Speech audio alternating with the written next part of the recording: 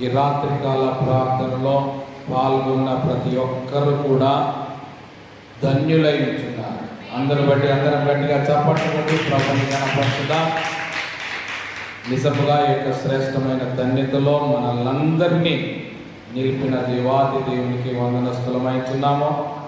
ఎంతో కాలముగా ప్రార్థించిన రీతిగా, ఎదురు చూసిన రీతిగా, ప్రభు దర్శనం అనుగ్రహించిన రీతిగానే ఈ దినమున దేవుని చిత్తానుసారముగా ఏర్పాటు చేయబడినటువంటి యొక్క రాత్రికాల ప్రార్థనను ఎన్ని ఆటంకములు, అవరోధములు ఎదురైనా ప్రభువుని గణపరచడానికి శారీరక బలహీనతలను, నిద్రను, అలసటను, సమయాన్ని ప్రభు సన్నిధిలో సమర్పించుటకు, దేవుని సన్నిధిలో విజ్ఞాపన ప్రార్థన చేయుటకు సంఘముగా చేరివచ్చిన మనందరికీ కూడా ఇదెంతో ఆశీర్వాదకరమైన రాత్రిగా ప్రభు మనకు అనుగ్రహించి ఉంటున్నాడు. హల్లెలూయా.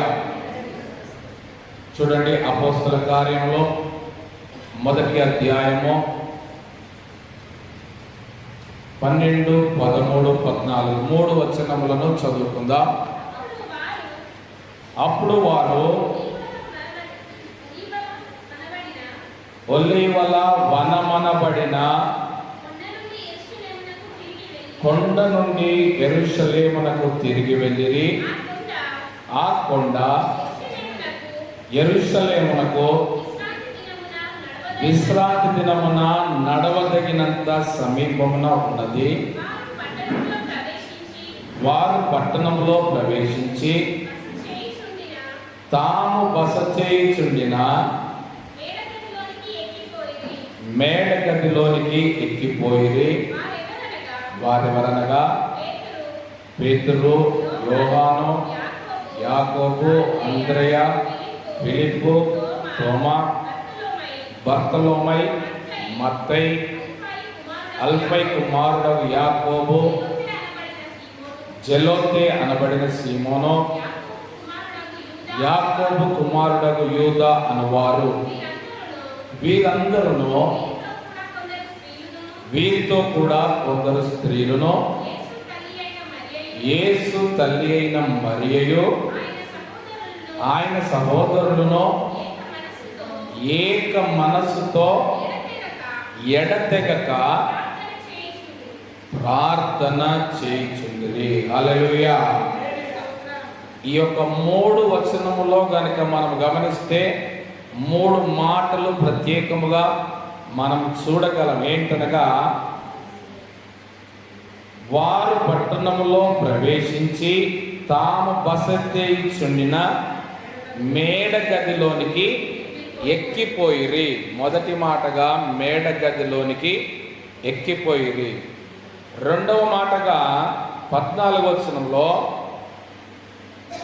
వీరందరూ ఏక మనస్సుతో ఎడతెగక ప్రార్థన చేయుచుండిరి. రెండవ మాట ఏక మనస్సుతో, మూడవ మాట ఎడతెగక ప్రార్థన చేయుచుండిరి.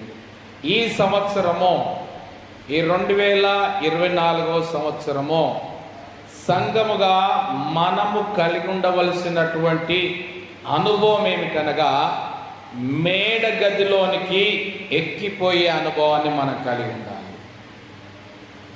మేడ గదిలోనికి ఎక్కిన తర్వాత ఏక మనస్సును కలిగి ఉండవలసిన అనుభవం మనకు కలిగి ఉండాలి.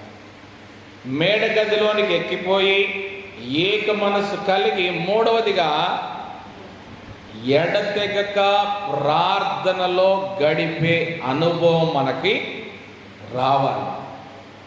ఇవన్నీ రావాలంటే, ఈ 3 జరగాలంటే మొదట వారు చేసిన పని ఏంటి?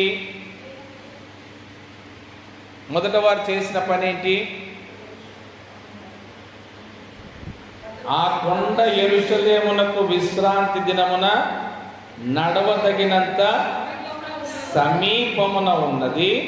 వారు పట్టణములో ప్రవేశించి తాము బస చేయుచుండిన మేడ గదిలోనికి ఎక్కిపోయిరి. మొదటగా మేడ గదిలోనికి ఎక్కిపోవాలి అంటే ఎక్కడికి రావాలి? ఎంత దూరం ఉంది అది?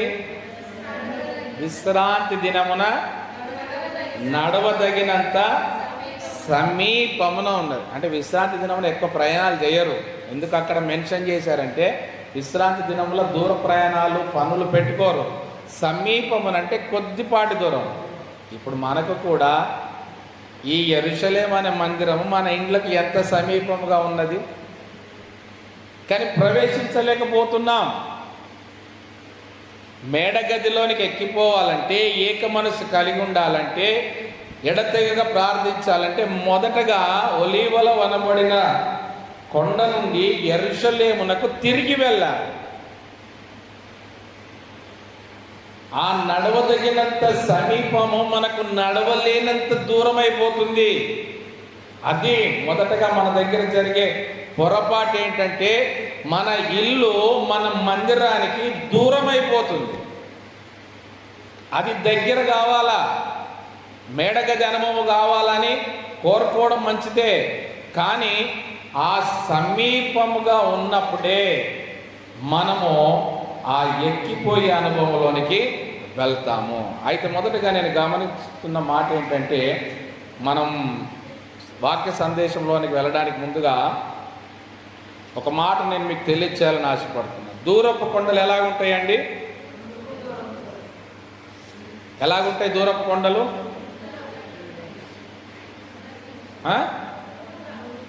నునుపుగా ఉంటాయి.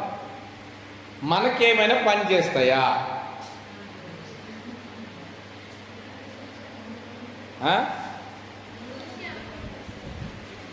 చూడడానికి, చూసి అనుభవించడానికి, ఊహించుకోవడానికి తప్ప మన నిలబడడానికి పని చేస్తాయా?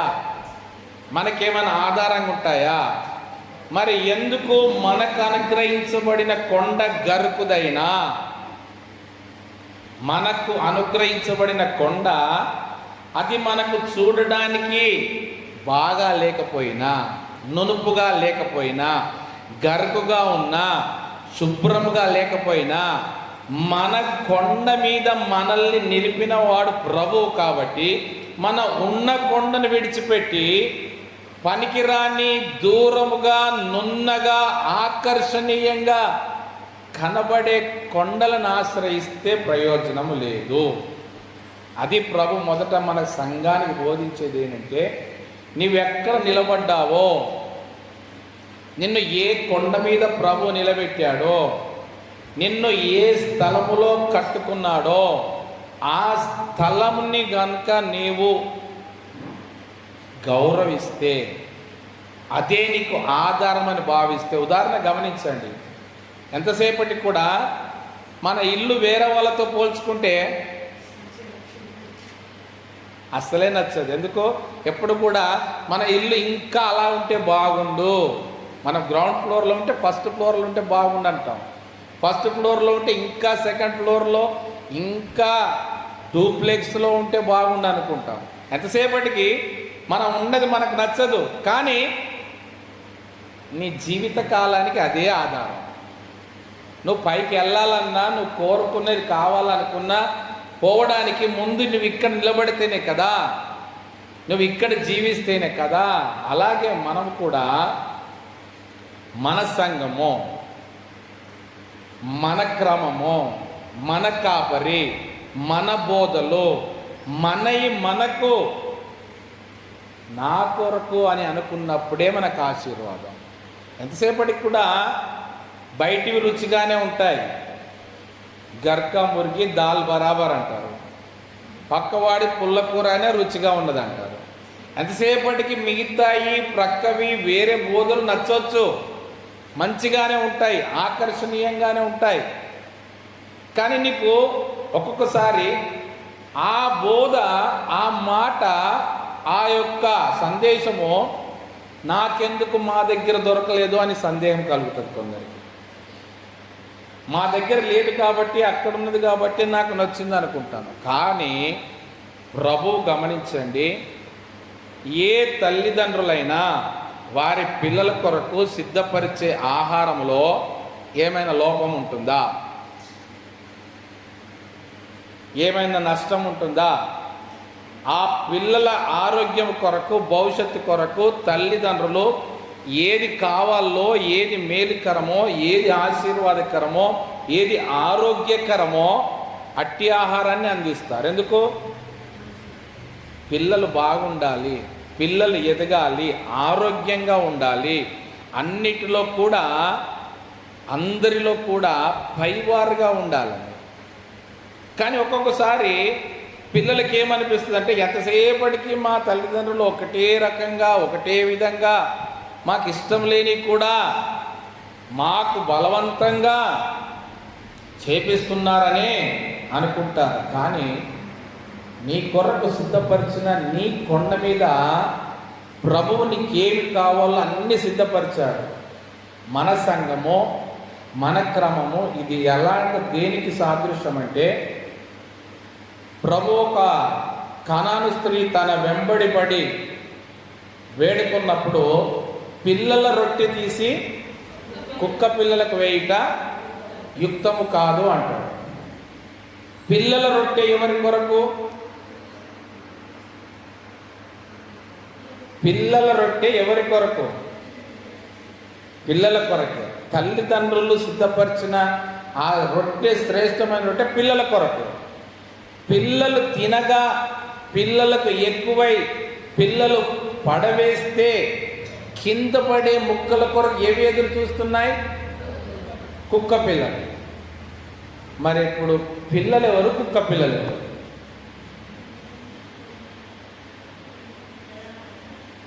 పిల్లలము మనమే. మరి మన కొరకు దేవుడు శ్రేష్టమైన ఆహారాన్ని, జీవాహారాన్ని సిద్ధపరిస్తే మనము తినగా మిగిలితే కుక్క పిల్లల కొరకు అవి పాడబడాలి. కానీ మనం ఏం చేస్తున్నామంటే, మన దగ్గర ఆహారాన్ని విడిచిపెట్టి వేరే దగ్గర పిల్లల కొరకు సిద్ధపరిచిన ఆహారం ఎక్కువై పడవేస్తే కుక్క పిల్లలాగా మనం వాటి వెంటబడతాం. ఇది మనం గుర్తించాల్సింది. మన తల్లిదండ్రులు మన కొరకు ఏ రకంగా శ్రేష్టమైన పిల్లల ఆహారాన్ని సిద్ధపరుస్తారో, శ్రేష్టమైన రొట్టెని సిద్ధపరుస్తారో, సంఘముగా ప్రభువు కూడా ఏ సంఘములో ఏ పిల్లలకి ఏ రకమైన ఆహారం కావాలో సిద్ధపరుస్తాడు. కొన్నిసార్లు సిద్ధపరిచిన ఆహారాన్ని సమయానికి భుజించడానికి నీవు లేకపోవచ్చు. ఆ యొక్క మాటలు, ఆ యొక్క ఆహారము పొందుకోవడానికి నీవు సమయానికి లేక నీకు దొరకకపోవచ్చు. కానీ అది బయట దొరికేసరికి అది పిల్లల ఆహారం అనుకుంటున్నాం. కాబట్టి ప్రభువు అనుగ్రహించినటువంటి ఈ శ్రేష్టమైన పిల్లల రొట్టెను మనము అనుభవించే వారముగా, ఉండాల్సిన వారముగా మనం ఉంటున్నాం. హల్లెలూయా. గమనించండి, ఎప్పుడైనా ఒక పక్షి, ఉదాహరణకి ప్రభువైన యేసుక్రీస్తే బాప్తిసం తీసుకున్నప్పుడు పరిశుద్ధాత్మ పావురము వలె దిగి వచ్చి ఆయన మీద వాలి. ఇప్పుడు పావురం అనే పక్షి ఉంది. ఎప్పుడైనా కానీ ఆ పక్షి ఒక్క రెక్కతో ఎగరడం చూసారా?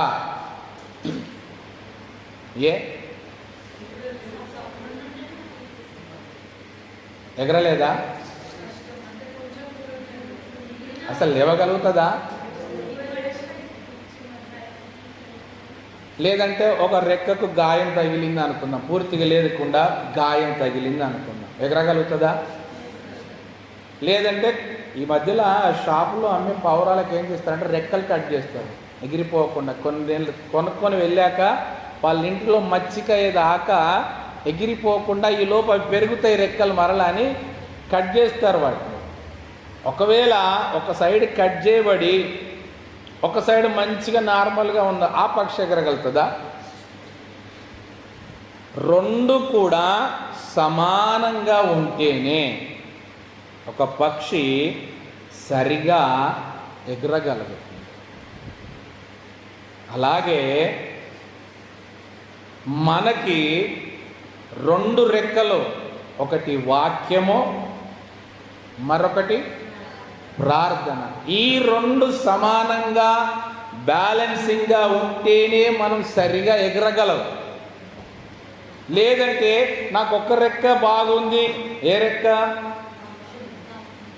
వాక్యం అనే రెక్క మాత్రం నాకు చాలా బాగుంది, ఇందులో నేను బాగా నింపబడ్డాను. మరి ప్రార్థన అనే రెక్క నీకు సపోర్ట్ చేయకపోతే ఎగరగలవా?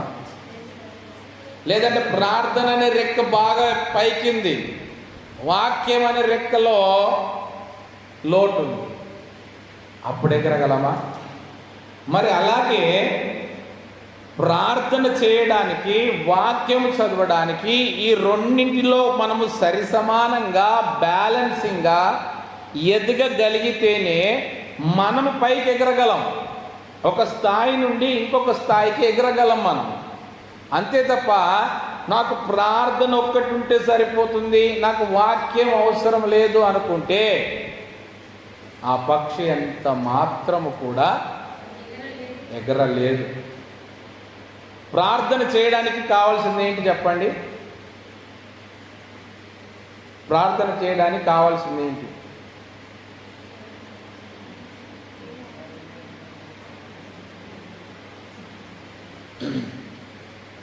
ఏం కావాలి ప్రార్థన చేయడానికి? ప్రార్థన అందరు చేస్తారా?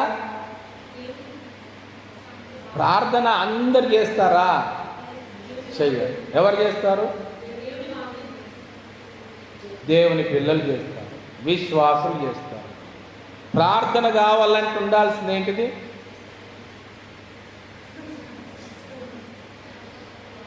విశ్వాసాలు అంటేనే విశ్వాసం.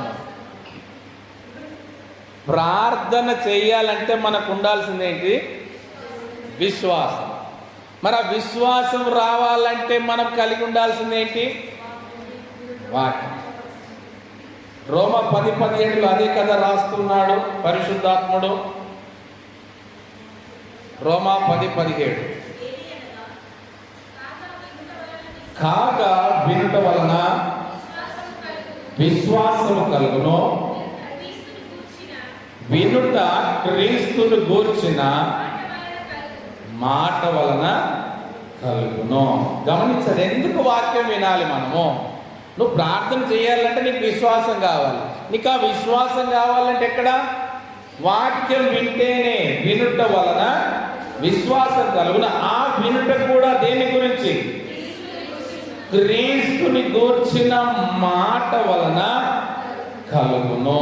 ఆ క్రీస్తుని గూర్చిన మాట వింటేనే నువ్వు ఎంతగా ఆయన మాటలు వింటావో అంతగానో విశ్వాసాన్ని సమకూర్చుకుంటావు. ఎంతగానో విశ్వాసాన్ని సమకూర్చుకుంటావో ఆ విశ్వాసం ద్వారా ప్రార్థన చేయగలుగుతావు. అంతే తప్ప నేను వాక్యం వినను, వాక్యం చాలాసేపు, వాక్యము నేను సరిపోయింది నాకంటే విశ్వాసం ఎక్కడ పెరుగుతుంది? విశ్వాసం పెరిగింది, నువ్వు ప్రార్థన ఎలా చేస్తావు? నువ్వు ప్రార్థన చేయడం ద్వారా విశ్వాసం లేకుండా ఏం ప్రయోజనం కలుగుతుంది? కాబట్టి ఆ వినుట గూర్చిన, క్రీస్తుని గూర్చిన మాట వినిపించడం కొరకే ప్రభు ఒక క్రమం ఏర్పాటు చేశాడు. ఆ క్రమమే చూడండి, అదే 13వ వచనంలో 10:13 ఎందుకనగా ప్రభువు నామమును బట్టి ప్రార్థన చేయువాడెవడో వాడు రక్షింపబడును, వారు విశ్వసింపని వానికి ఎట్లు ప్రార్థన చేయుదురో వినని వానిని ఎట్లు విశ్వసించుదురో ప్రకటించువాడు లేకుండా వారెట్లు విందురో ప్రకటించువారు పంపబడని ఎడల ఎట్లు ప్రకటించుదురో ఇందు విషయమై ఉత్తమమైన వాటిని గూర్చిన సువార్త ప్రకటించు వారి పాదములెంతో సుందరమైనవి అని వ్రాయబడి ఉన్నది. చూడండి, ఎవరైతే ప్రభునామమున ప్రార్థన చేస్తారో వారు రక్షింపబడతారు. ఆ రక్షింపబడాలి అంటే, ప్రార్థన చేయాలంటే వాడికి ఏముండాలా? విశ్వాసం ఉండాలి. విశ్వాసం ఉండాలంటే వాడు వినకపోతే ఎట్లా విశ్వసిస్తాడు? వాడు వినాలంటే ఏం చేయాలా? ప్రకటించువాడు కావాలి. ప్రకటించువాడు లేకపోతే వాడు ఎలా వింటాడు? ఆ ప్రకటించువారు కావాలంటే వాడు ఏం చేయబడాలా? పంపబడాలా. ప్రకటించువాడు పంపబడాలి. పంపబడిన వాడు ప్రకటించాలి. వాడు ప్రకటించినప్పుడు విన్నవాడు విశ్వాసం కలిగి ఉంటాడు. విశ్వాసం కలిగిన వాడు ప్రార్థన చేస్తే రక్షింపబడతాడు. ఇది క్రమము ప్రభు ఏర్పాటు చేసింది. మరి ఈ ప్రకటించే వాడి ద్వారానే ప్రభువు తన మాటను బయలుపరుస్తున్నాడు.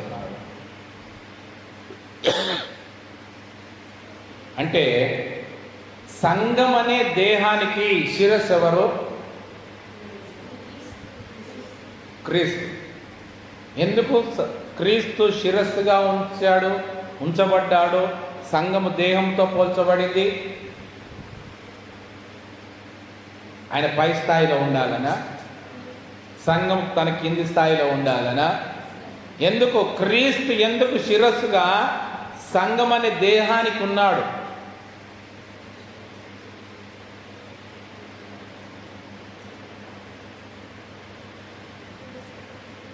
శిరస్సుగా ఎందుకున్నాడంటే మన బాడీ మొత్తం కూడా కంట్రోల్ అయ్యేది ఎక్కడ? బ్రెయిన్ ద్వారా. మరి తలలో ఆయన శిరస్సుగా ఉన్నప్పుడు మరి ఆయన ఆలోచన విధానం ప్రకారమే బాడీ నడవాలా. బాడీ ఆలోచన ప్రకారము హెడ్ నడవాలా, హెడ్ ఆలోచన ప్రకారం బాడీ నడవాలా?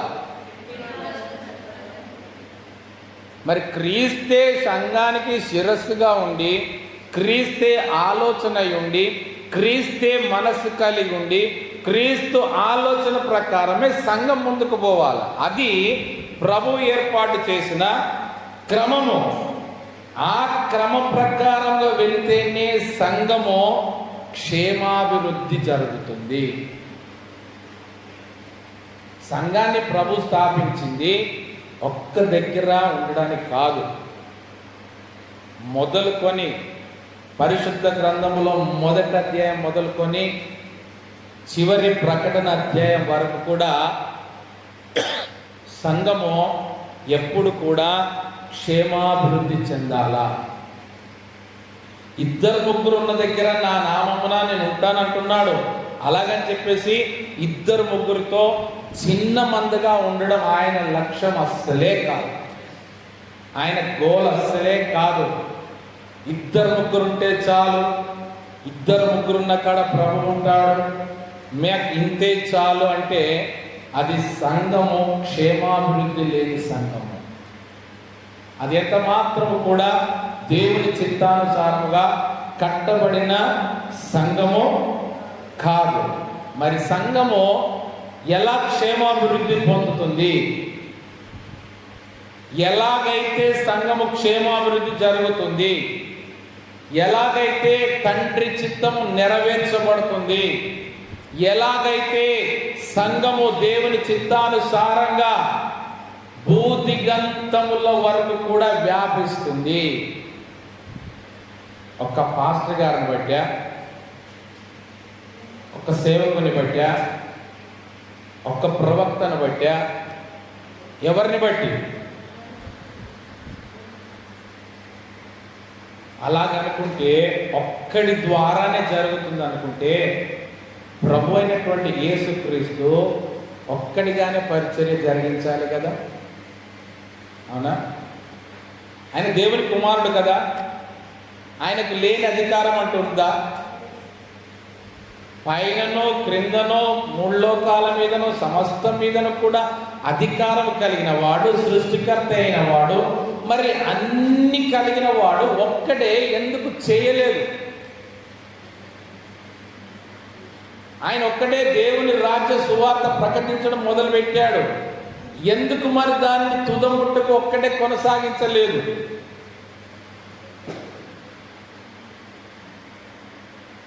మనం సంఘం స్థాపించుకున్నాం, మనం మందిరంను ప్రారంభించుకుందాం, ఇన్ని సంవత్సరాలు గడిచిపోయింది. కానీ ఈ దినమున ప్రభు ఏర్పాటు చేయబడినటువంటి ఈ రాత్రికాల ప్రార్థనలో అసలైన సంఘ క్షేమాభివృద్ధి, నిజమైన తండ్రి చిత్త ప్రకారం జరగాల్సిన పరిచర్య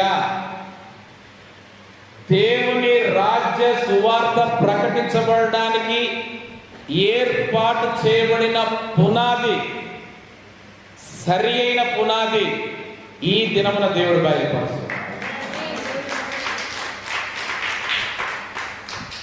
ఎంతసేపటికి కూడా అందరి యొక్క ఆలోచనలు ఎలా ఉన్నాయంటే, ఒక మంచి పాస్టరు, ఒక మంచి ప్రీచరు, ఒక మంచి సింగరు, ఒక మంచి కృపావరములు కలిగిన వాడు, ఒక మంచి బోధకుడు, ఒక మంచి దర్శనములు కలిగిన వాడు ఎంతసేపటికి ఒక్కడి మీదనే ఆధారపడుతున్నాడు.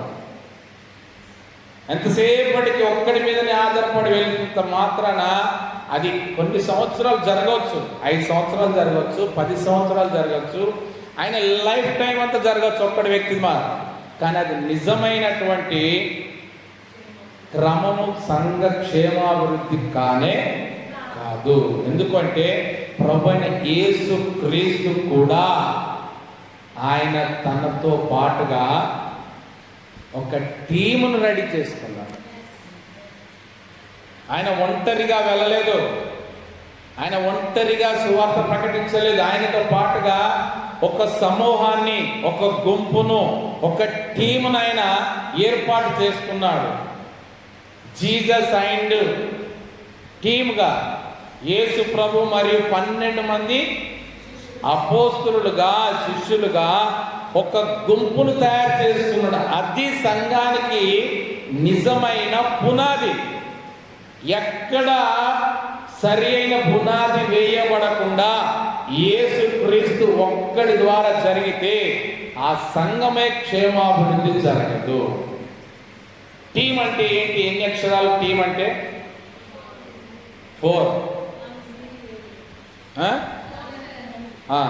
ఏంటి 4లో? TEAM. వాటి ఫుల్ ఫామ్ ఏంటి?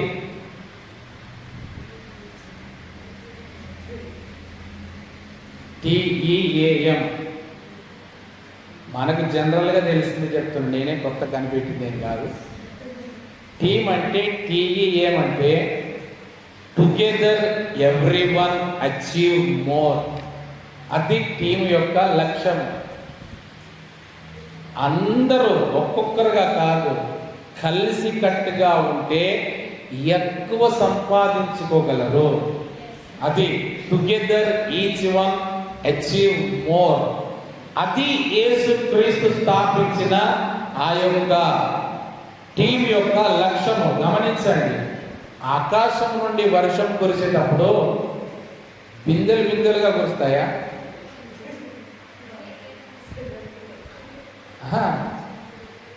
ఎలా కురుస్తుంది వర్షం?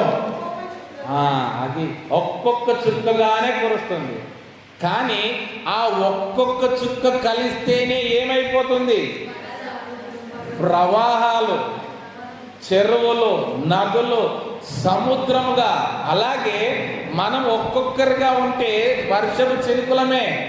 కానీ ఎప్పుడైతే ఒక టీముగా వెళ్తామో మనం ఒక ప్రవాహంగా మార్చబడతాం, ఒక సముద్రములుగా మార్చబడతాం.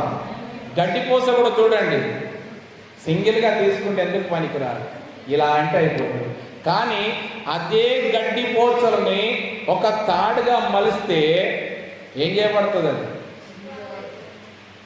మదపు టేనుగును సైతము బంధించగలుగుతుంది. ఏనుగును కూడా బంధించగలిగిన సామర్థ్యము ఆ గడ్డిపోసకు ఎప్పుడొచ్చింది? అవన్నీ కూడా పేనబడి ఒక త్రాడుగా చేయబడినప్పుడు ఆ స్ట్రెంగ్త్ వచ్చింది. అది యేసు ప్రభు మనకు నేర్పించేది. ఈ పునాది లేకపోతే ఈ సంఘానికి కావలసిన క్షేమాభివృద్ధికరమైన ఈ పునాది ప్రభువైన యేసు క్రీస్తు నియమించి పాటించి స్థిరపరిచిన ఈ పునాది లేకుండా సంఘ క్షేమాభివృద్ధి ఎంత మాత్రమో జరగదు. నాకంటే మంచి పాస్టర్ వచ్చినా కూడా, నేనే గొప్పవాడిని చెప్పుకోవట్లేదు, నాకంటే కూడా మంచి పాస్టర్ వచ్చినా కూడా సంఘ క్షేమాభివృద్ధి జరగాలి అంటే ఆయనతో పాటుగా ఒక 12 మంది టీముగా ఉంటేనే ఆ సంఘము వర్ధిల్లుతుంది, ఆ సంఘము తల్లి సంఘముగా మారుతుంది, ఆ సంఘమునకు బ్రాంచ్ సంఘాలు ఏర్పడతాయి, ఆ బ్రాంచ్ సంఘాలకి ఇంకా పిల్ల సంఘాలు ఏర్పడతాయి. ఎప్పుడు? పాస్టర్ ఒక్కడితో కాదు, పాస్టర్తో పాటుగా 12 మంది టీముగా ఏర్పరచబడినప్పుడు, అది ఈ దినమున ఈ నూతన సంవత్సరంలో ప్రభు వేస్తున్నాడు. ఈ 12 నెలల మాసములలో 12 నెలల్లో ఈ సంఘము నుండి 12 మంది ప్రభువుకు కావాలి. ఆయనతో పాటుగా పరిచర్య జరిగించుటకు 12 మంది కావాలా. ఈ సంవత్సరము 12 మందిని సిద్ధపరిచే సంవత్సరం ఇది.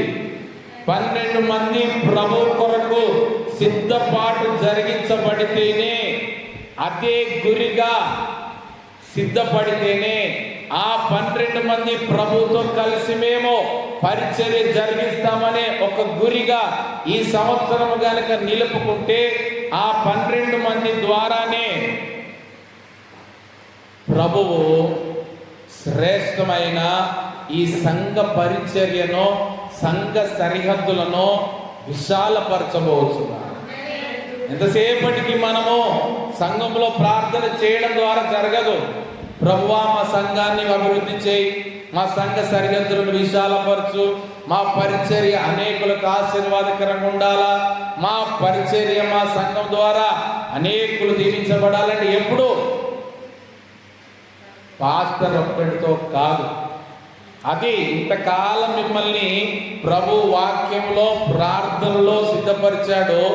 ఈ సంవత్సరము అందుకే ఈ దినము కొరకే ప్రభువు ఈ సంవత్సరానికి శ్రేష్టమైన మేడగది అనుభవములో 12 మంది అపోస్తులను సిద్ధపరిచే ఈ సంవత్సరముగా ప్రభు మనకు నియమించినాడు.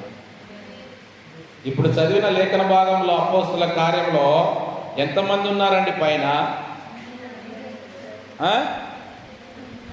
ఎంతమంది అపోస్తులు ఉన్నారు? అక్కడ 12 మంది ఉన్నారా? ఒక్కడు తప్పిపోలేదు. అప్పటికే 11 మంది అపోస్తులు ఉన్నారు. వీరందరూ, వీరితో కూడా కొందరు స్త్రీలను, యేసు తల్లి అయిన మరియయు ఆయన సహోదరులను ఏక మనసుతో ఎడతెగక ప్రార్థన చేయించుండిరి. ఈ రాత్రికాల సమయమందు చాలా మందిగా ఉన్నాం. నేను ఇంకా చాలా మందిని ఎక్స్పెక్ట్ చేశాను. ఎంతో కాలం ఎదురు చూస్తున్నాము. ఈ నూతన సంవత్సరము మొదటి నెల మొదటి రాత్రికాల ప్రార్థన అనుకున్నాను. మంచిదే కొద్ది మందిగా వచ్చిన, కానీ మీరు ఈ సందేశాన్ని రాని వారి దగ్గర తీసుకెళ్ళండి. ఈ సంవత్సరము 12 మంది ప్రభుకి కావాలి.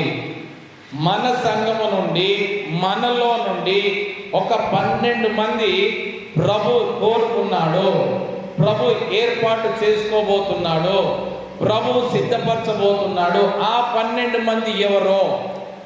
అది నీవే కావచ్చు, నేనే కావచ్చు, మనవారే కావచ్చు, అది ఎవరో కావచ్చు.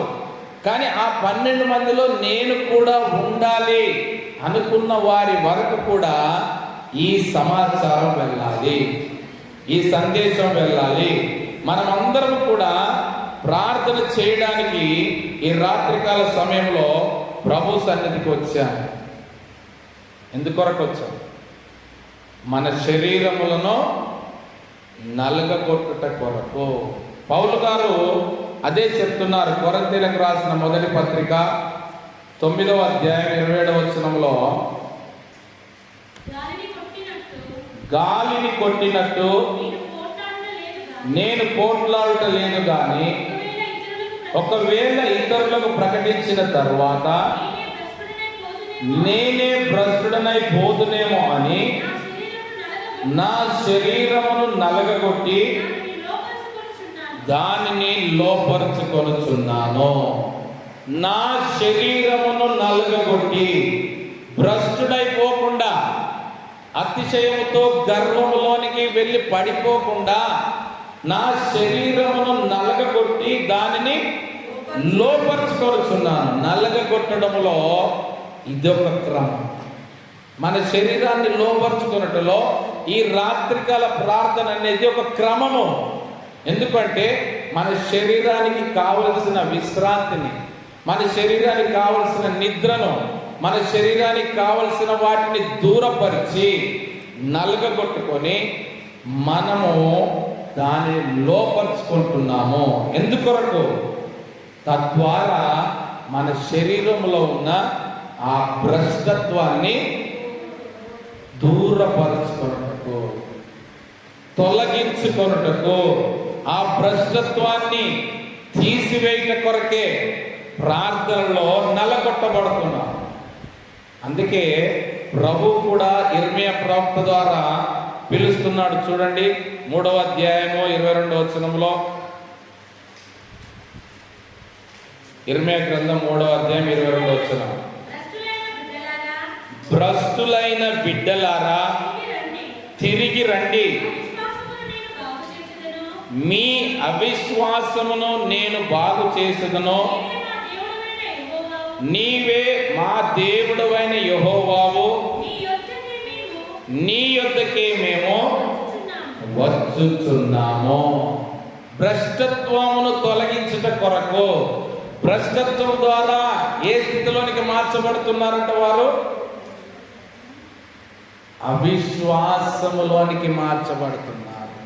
భ్రష్టత్వం ఏం చేస్తుందంటే వారి యొక్క విశ్వాసాన్ని దూరపరిచి భ్రష్టత్వము నుండి అవిశ్వాసులుగా మార్చబడుతున్నారు. అందుకే ప్రభు అంటున్నాడు, భ్రష్టులైన బిడ్డలారా. చూడండి, భ్రష్టులారా అనట్లేదు, అయినా ప్రేమిస్తున్నాడు. అక్కడ మనం గుర్తించాల్సింది. మనమైతే ఏమంటాం?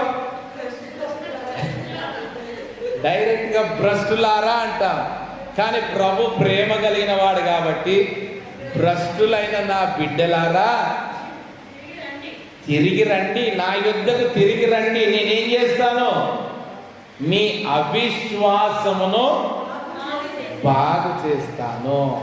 మీరు పోగొట్టుకున్న విశ్వాసాన్ని, మీ భ్రష్టత్వము మిమ్మల్ని దూరపరిచిన విశ్వాసాన్ని నేను మరలా బాగు చేస్తాను. మీ అవిశ్వాసమును తొలగించి వేసి, మీ భ్రష్టత్వాన్ని తీసివేసి మరలా నేను మిమ్మల్ని బాగు చేస్తానని ప్రభు పిలిచినప్పుడు మనం ఏమనాలంట?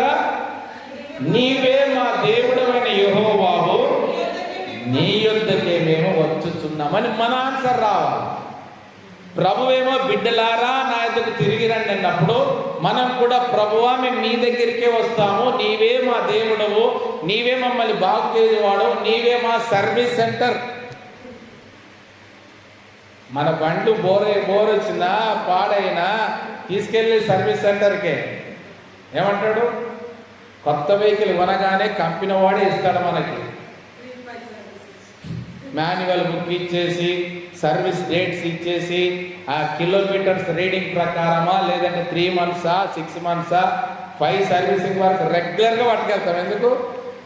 ఫ్రీ కాబట్టి, ఫ్రీ సర్వీసింగ్ కాబట్టి. అలాగే మన వాహనానికి అంత మెయింటెనెన్స్ అవసరమైతే చేయడానికి సర్వీస్ సెంటర్ వారు కూడా మన కొరకే సిద్ధపరచబడి ఉంటే, వెళ్ళేది మన మేలు కొరకే కదా, వెళ్ళేది మన ప్రయాణం బాగా జరగాలనే కదా, మన వాహనం బాగుంటేనే కదా మనం గమ్యం సరిగా చేరగలుగుతాం, సమయానికి చేరగలుగుతాం. అలాగే ప్రభు సర్వీస్ సెంటర్గా నా యొద్దకు రండి. ఈ రాత్రికాలంలో మనం ప్రభు సన్నిధికి వచ్చామంటే మనల్ని సరిచేయడానికి, మన భ్రష్టత్వాన్ని తీసివేసి, మన అవిశ్వాసాన్ని దూరపరిచి మనల్ని తిరిగి విశ్వాసంలోనికి నడిపించడానికి. మరి వచ్చిన మనం ఏం చేయాలి? ప్రభు దగ్గరికి రమ్మన్నాడు, వచ్చాము. వచ్చిన మనం ఏం చేయాలి? కీర్తనలు 6:6 చూడండి. మన వల్ల సాధ్యం అవుతుందో కాదో చూద్దాం. కీర్తనలు 6:6 కీర్తనకారుడి ద్వారా తెలియజేసిన రీతిగా, నేను మూలుగుచు అలసి ఉన్నాను, ప్రతి రాత్రియు కన్నీరు విడుచుచు నా పరుపు తేలజేయుచున్నాను. నా కన్నీళ్ల చేత నా పడక కొట్టుకొని పోవుచున్నది. ఇది మనకు సాధ్యమా?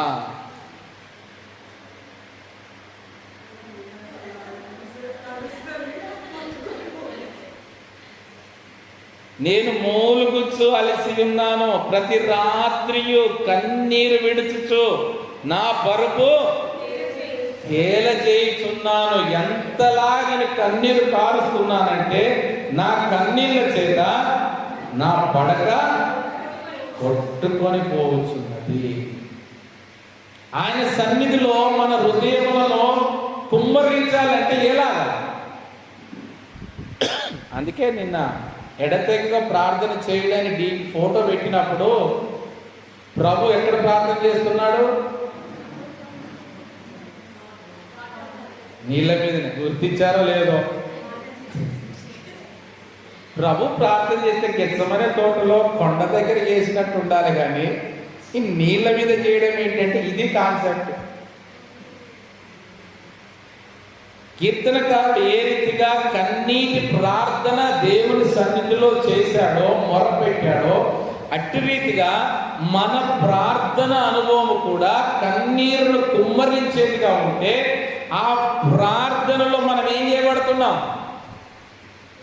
ప్రభు నీటిలో మునిగిపోవట్లేదు, నీటి మీద ఉండి ప్రార్థన చేయగలుగుతున్నాడు.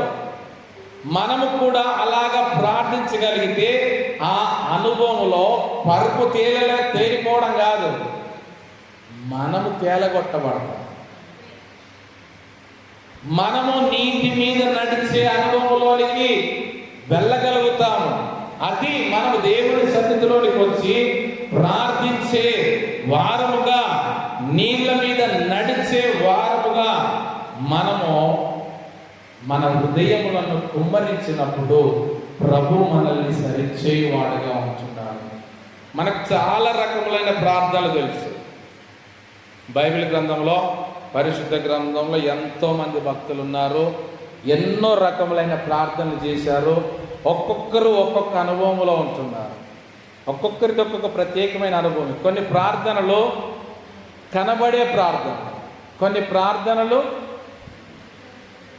రహస్య ప్రార్థనలు, కనబడని ప్రార్థన. అయినప్పటికీ కూడా వారు ప్రార్థనల ద్వారా కూడా ఫలితమును పొందుకున్నారు. ఈ దినమున కనబడనటువంటి కొందరి రహస్య ప్రార్థనలో మొట్టమొదటి వారు ఎవరో మనం చూద్దాం. పరిశుద్ధ గ్రంథంలో మొట్టమొదటి వారు ఎవరండి?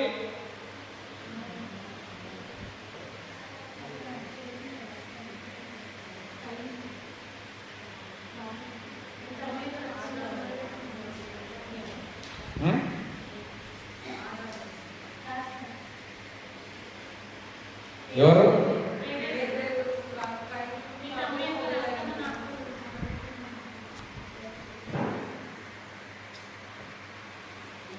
ఆదాము అవ్వలే.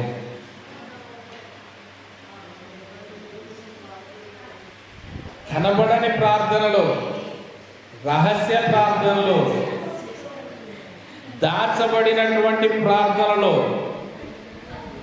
చాటున ఉండి చేసిన ప్రార్థనలు. కాకపోతే మనకు అది వారు ప్రార్థన చేశారు అని మాత్రం టైటిల్ ఇవ్వలే కాబట్టి మనం గుర్తించట్లేదు.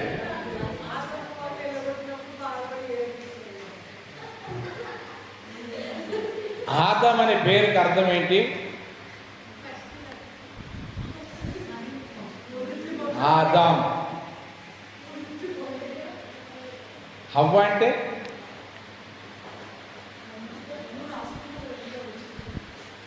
హవ్వ అంటే ఆల్రెడీ రాసి ఆదామే చెప్తాడు ఆయన గురించి.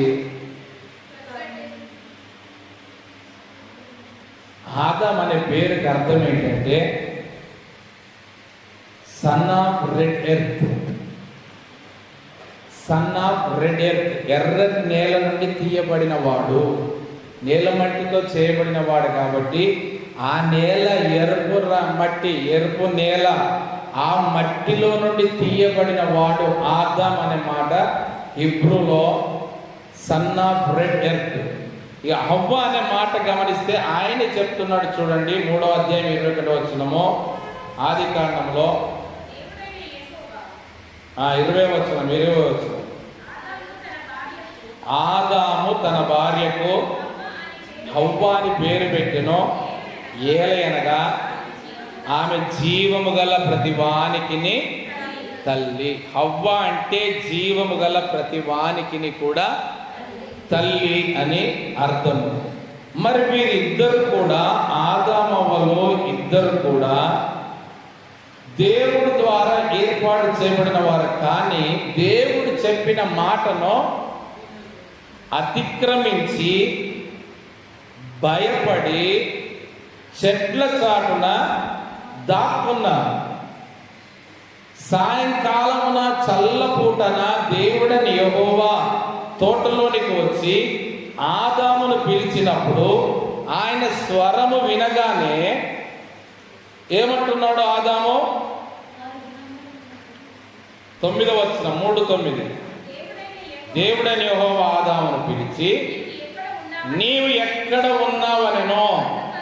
అందుకతడు, నేను తోటలో నీ స్వరం వినినప్పుడు దిగంబరినిగా నుంటిని గనక భయపడి దాగుకొట్టినని.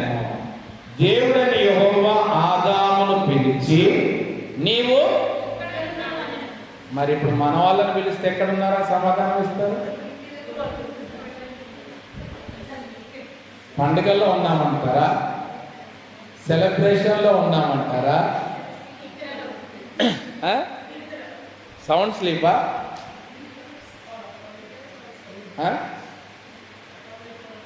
ఇంకా అప్పాలు కాల్చే పని ఉందా? మన పేరు పెట్టి పిలిచి ప్రభు మనల్ని ఎదుర్కోవడానికి వస్తే, ఈ రాత్రి నేను వస్తాను అని చెప్పాడు ముందుగానే. ఈ రాత్రి నేను మిమ్మల్ని దర్శించే కాలం అని చెప్పాడు. పిలవకుండా అయితే రావట్లేదు కదా, ఆహ్వానం ఇవ్వకుండా అయితే రావట్లేదు కదా. మరి పిలిచి మరి నేను వస్తున్నాను, నీవెక్కడున్నావు అని అడిగితే, నీ స్వరము వినినప్పుడు ప్రభువా నేను దిగంబరినిగా నుంటిని గనుక చెట్టు చాటున దాగుకొంటిని. ఆయన స్వరము వినలేక ఎంతకాలము దాక్కొని ఉంటారు? నిన్ను సృజించింది ఎందుకు? ఆయన తన స్వరూపములో తన పోలిక చొప్పున తన మహిమను నీకిచ్చి తనతో సహవాసము కలిగి ఉండాలని, నీతో ముచ్చటించాలని ఆయన పనులన్నీ ప్రక్కన పెట్టుకొని ఆయన నీ దగ్గరికి వచ్చి నిన్ను పిలిచి నీ సహవాసాన్ని ఆశిస్తే నువ్వెక్కడుంటున్నావు? నీ సహవాసాన్ని ఆయన కోరుతుంటే ఎందుకు ఇవ్వలేకపోతున్నావు? కారణం దిగంబరత్వం. భయం కలిగింది, భక్తి కలిగింది. ఆ దిగంబరత్వంలో కూడా ఆదామవ్వలకి దేవుడంటే భయం కలిగింది, భక్తి కలిగింది. ప్రభువా నీ స్వరము విన్నప్పుడు నేను భయపడి, మరి మనకెందుకు ఉండట్లేదు భయం? మనకెందుకు ఆ భక్తి ఉండట్లేదు? ఆయన పిలిచినప్పుడు ఎందుకు ఎదురు రాలేకపోతున్నాం? ఎందుకు మందిరానికి రాలేకపోతున్నాం? ఏదైనా తోటనే మందిరంలోనికి ఎందుకు రాలేకపోతున్నాం? ఆయన పిలిచినప్పుడు ఇదిగో తండ్రి నేనున్నానని ఎందుకు ఎదురుగా రాలేకపోతున్నాం? నీకు ఆయన రూపం ఇవ్వలేదా? ఆయన స్వరూపం ఇవ్వలేదా? ఆయన పోలిక ఇవ్వలేదా? ఆయన జీవాత్మని ఇవ్వలేదా? ఆయన మహిమని నీకు ఇవ్వలేదా? ఇవన్నీ ఎక్కడ పోగొట్టుకుంటున్నావు? పిలిస్తే పలికే దేవుడైతే మనకు కావాలి, కానీ దేవుడు పిలిస్తే పలికే మనుషులం మనం కాదా? ఎంతసేపటికి రివర్స్ ఏమన్నది? పిలిస్తే పలికే దేవుడు అట కదా, నేను పిలిస్తే ఎందుకు పలకట్లేదు? మరి ప్రభు నేను పిలిచినప్పుడు నువ్వెక్కడున్నావంటే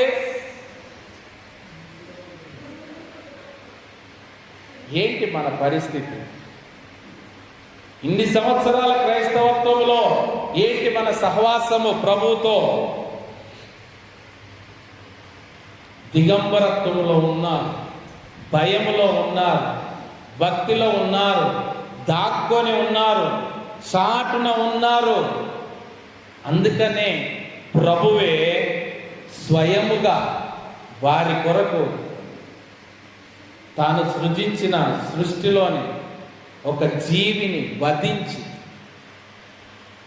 ఆయనే స్వయముగా చర్మపు చొక్కాయల్ని కుట్టించి 21వ వచనంలో చూడండి, దేవుడైన యెహోవా ఆదామునకును అతని భార్యకును చర్మపు చొక్కాయలను చేయించి వారికి తొడిగించాను. చూడండి ఎంత బాధ్యత గలవాడు ఆయన స్వయంగా. ఎందుకు? ఎవరు లేరు, ఇంకా ఉన్నిద్దరే దాక్కుండే, ఎవరు లేరు. సృజించినందుకు ఆయనకు ఎంతటి పరిస్థితి వచ్చింది చూడండి. మరి మనం కన్న వాళ్ళకే కొన్నిసార్లు ఆ పరిచర్య జరిగించాలంటే మనకు కష్టమైపోతుంది. మన కన్న తల్లిదండ్రులకే లేకపోతే కన్న పిల్లలకే తల్లిదండ్రులకైనా కొన్ని సందర్భాల్లో పరిచర్య జరిగించాలంటే దీని బదులు ఎవరికైనా డబ్బులు ఇచ్చి కావాలంటే కేర్ టేకర్లను పెడదామనే పరిస్థితికి వచ్చింది వాళ్ళు. కానీ ఇక్కడ ప్రభు చూడండి, తను కన్న పిల్లలకి తానే స్వయంగా వారి కొరకు ఒక జీవిని వధించి ఆ చర్మంతో చొక్కాయలను కుట్టించి స్వయముగా తానే వారికి తొడిగించారు. వారికి దిగంబరత్వాన్ని తొలగించి వేశారు. అప్పుడు వచ్చింది వారికి విడుదల, అప్పుడు వచ్చింది వారికి స్వేచ్ఛ బయటికి రావడానికి, అప్పుడు వచ్చింది స్వాతంత్రం వారికి తిరగడానికి. ఆ చర్మము చొక్కాయే ప్రభు అయినటువంటి యేసు క్రీస్తు ద్వారా మనకు అనుగ్రహించబడిన నీటి బాప్తిస్మము, రక్షణ వస్త్రం అనే ఆధిక్యత మనకి దొరికింది. హల్లెలూయా. ఆయన మహిమ వస్త్రములు కోల్పోతే మరలా తిరిగి రక్షణ వస్త్రము చేత మన దిగంబరత్వాన్ని కప్పివేసి మనకు మరలా స్వేచ్ఛనిచ్చి మరలా స్వాతంత్రమునిచ్చి మరలా ఆయన సహవాసములో మనల్ని నిలబెట్టుకుంటున్నాం. ఇక్కడ గమనించండి, వీరికి ఇంతటి పరిస్థితి రావడానికి కారణం ఏంటి?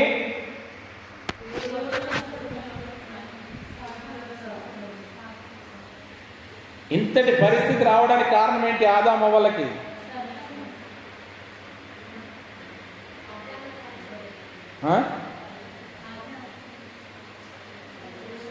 తినకూడదని చెప్పిన వృక్ష ఫలములను తినడము ద్వారా. అదే కదా, దినమున నిశ్చయముగా మీరు చచ్చెదరని చెప్పారు. చావాలంటే ఏం కలిగింది?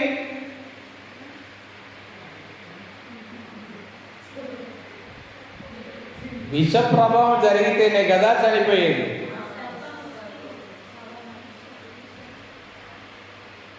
ఎక్కడి నుండి వచ్చింది విషం?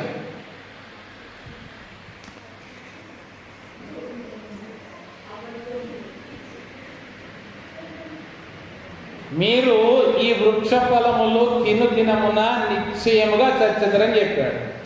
తిన్నారు కాబట్టి వీరు పాయిజన్ అయ్యారు, తిన్నారు కాబట్టి విషం ఎక్కింది. చనిపోతారని చెప్పాడు, చనిపోయారు. ఆ విషం ఎక్కడి నుండి వచ్చింది?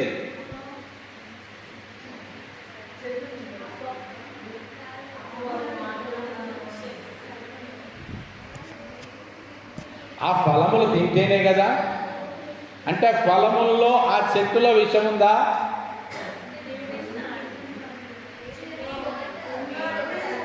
ఒకవేళ ఆ చెట్టులో ఆ ఫలములో విషం ఉంటే అలాంటి చెట్టులు ప్రభు ఎందుకు గుర్తిస్తాడు?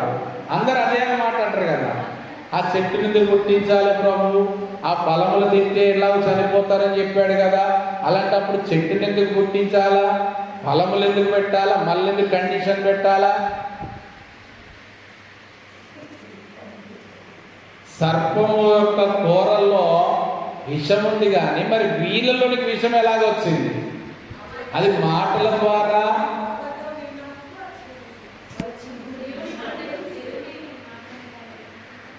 గమనించండి, ఉదాహరణకి ఒక వ్యక్తి, ఒక రైతు తన పొలంలో, వ్యవసాయ పొలంలో పని చేసుకుంటూ ఉన్నాడు. పని చేసుకుంటున్నప్పుడు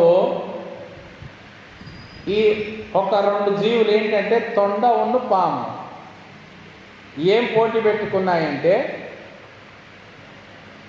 నేను గరిస్తే ఈ రైతు చనిపోతాడని పోటీ పెట్టుకున్నాను. మరి రెండిట్లు ఏది గెలుస్తే చెప్పండి?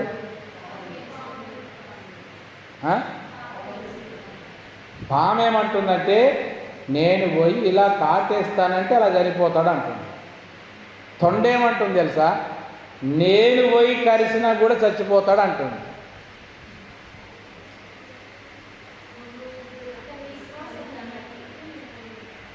ఇప్పుడు గమనించండి, ఫస్ట్ ఆ రైతుకి వెళ్ళి పాము మొదట కరిసింది, కరిసి పక్కకు వచ్చింది, ఆ కాళ్ళ మధ్యలో ఉండి తొండ దూరి బయటికి వెళ్ళిపోయింది.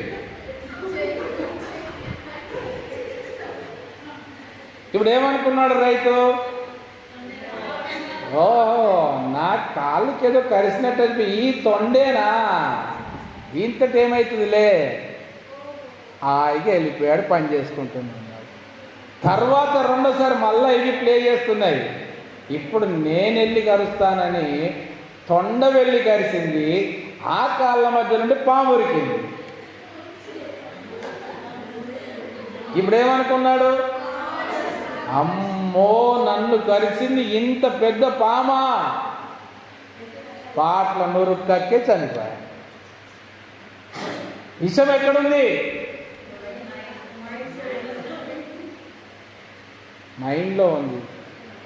విషం జీవే, పాము కాదనట్లేదు, కానీ అది పని చేయాలన్నా, దాని ప్రభావం చూపెట్టాలన్నా నీ ఆలోచనలోనే ఉన్నది. నువ్వు ఏది నమ్ముతావో, నువ్వు దేన్ని ఊహించుకుంటావో, నీవు దేనిని బలంగా ఇది జరుగుతుంది అని అనుకుంటావో, ఏమైపోయింది? అది జరిగిపోయింది. మరి అలాగే మనము కూడా మన యొక్క ఆలోచన విధానాన్ని మనం ఎలా పెట్టుకుంటున్నాం, విశ్వాసాన్ని. ఇక్కడ చూడండి, ప్రభు అంటున్నాడు 3వ అధ్యాయం 22వ వచనంలో, అప్పుడు దేవుడని యెహోవా ఇదిగో మంచి చెడ్డలు ఎరుగునట్లు ఆదాము మనలో ఒకని వంటి వాడాయన. ఎలా అయ్యాడండి? ప్రభు స్టేట్మెంట్ చూడండి ఎలా ఉంటాయో. నిర్మించేటప్పుడు ఏమని నిర్మించాడు? ఆదాము నిర్మించేటప్పుడు అప్పుడేమి టీం మాట్లాడుకుంటున్నారు, తండ్రి కుమార పరిశుద్ధాత్ముడు, మన స్వరూపమందు మన పోలిక చొప్పున మన మహిమతో నరుని చేయుదమని చేశారు. అంటే అప్పుడు మనలో ఒకని వంటి వాడు కాలేదా? గమనించండి, నరుని చేసినప్పుడు వీళ్ళు ముగ్గురే కదా, అన్ని వారికి ఉన్న సమానంగానే చేశారు కదా, కానీ అప్పుడెందుకు మనలో ఒకని వంటి వాడు కాలేదు? ఎప్పుడయ్యాడట? మంచి చెడుల వృక్ష ఫలములు తిన్న తర్వాత. ఎప్పుడు తోటలో నుండి వెళ్ళగొట్టబడిన తర్వాత. సృజించినప్పుడు మనలో ఒకని వంటి వాడు అనలేదు. ఆ వృక్ష ఫలములు తిన్నంత మట్టు కూడా అనలేదు. ఆ వృక్ష ఫలం, ఏ వృక్ష ఫలములు? మంచి చెడుల తెలివినిచ్చు వృక్ష ఫలములు తిన్న తర్వాత కళ్ళు తెరవబడి దిగంబరత్వంలోనికి వెళ్ళిపోయి చర్మపు చొక్కాయలు కుట్టించబడిన తర్వాత ఇప్పుడు అంటున్నాడు ప్రభువు, ఇదిగో మంచి చెడ్డలను ఎరుగునట్లు ఆదాము మనలో ఒకని వంటి వాడాయన.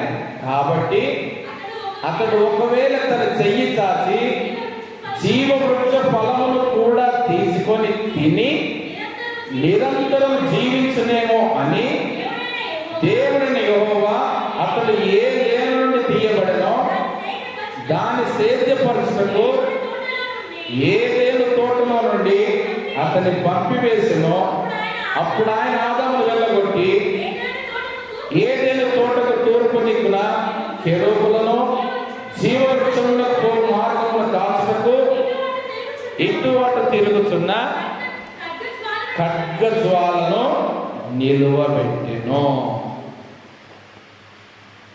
దేవుని ప్రణాళికలు మనకు అర్థం కావు. ఆయన ఏ సమయమున ఏది ఇవ్వాలో ఏది నిశ్చయించాడో అప్పటి వరకు తొందరపడితే ఇదే గతి.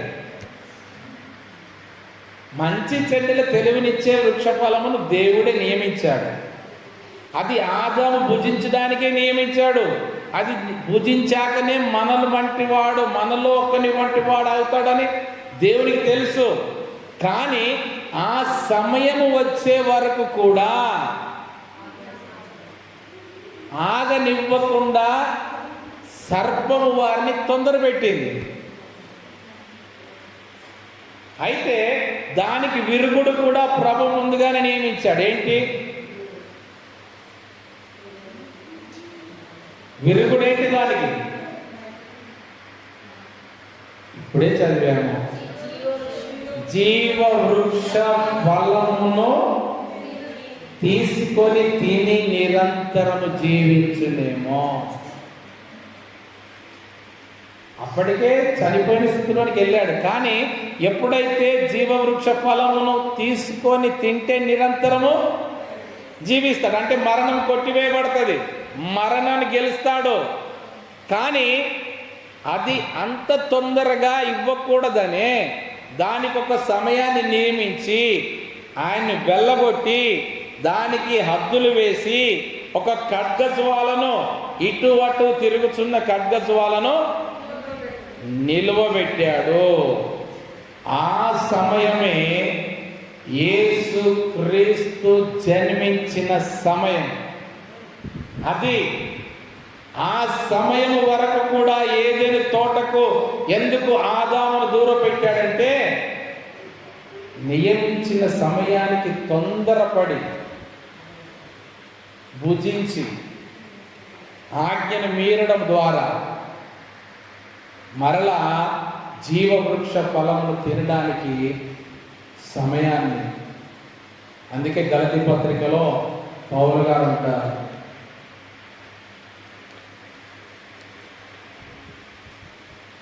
ఏమంటున్నాడు?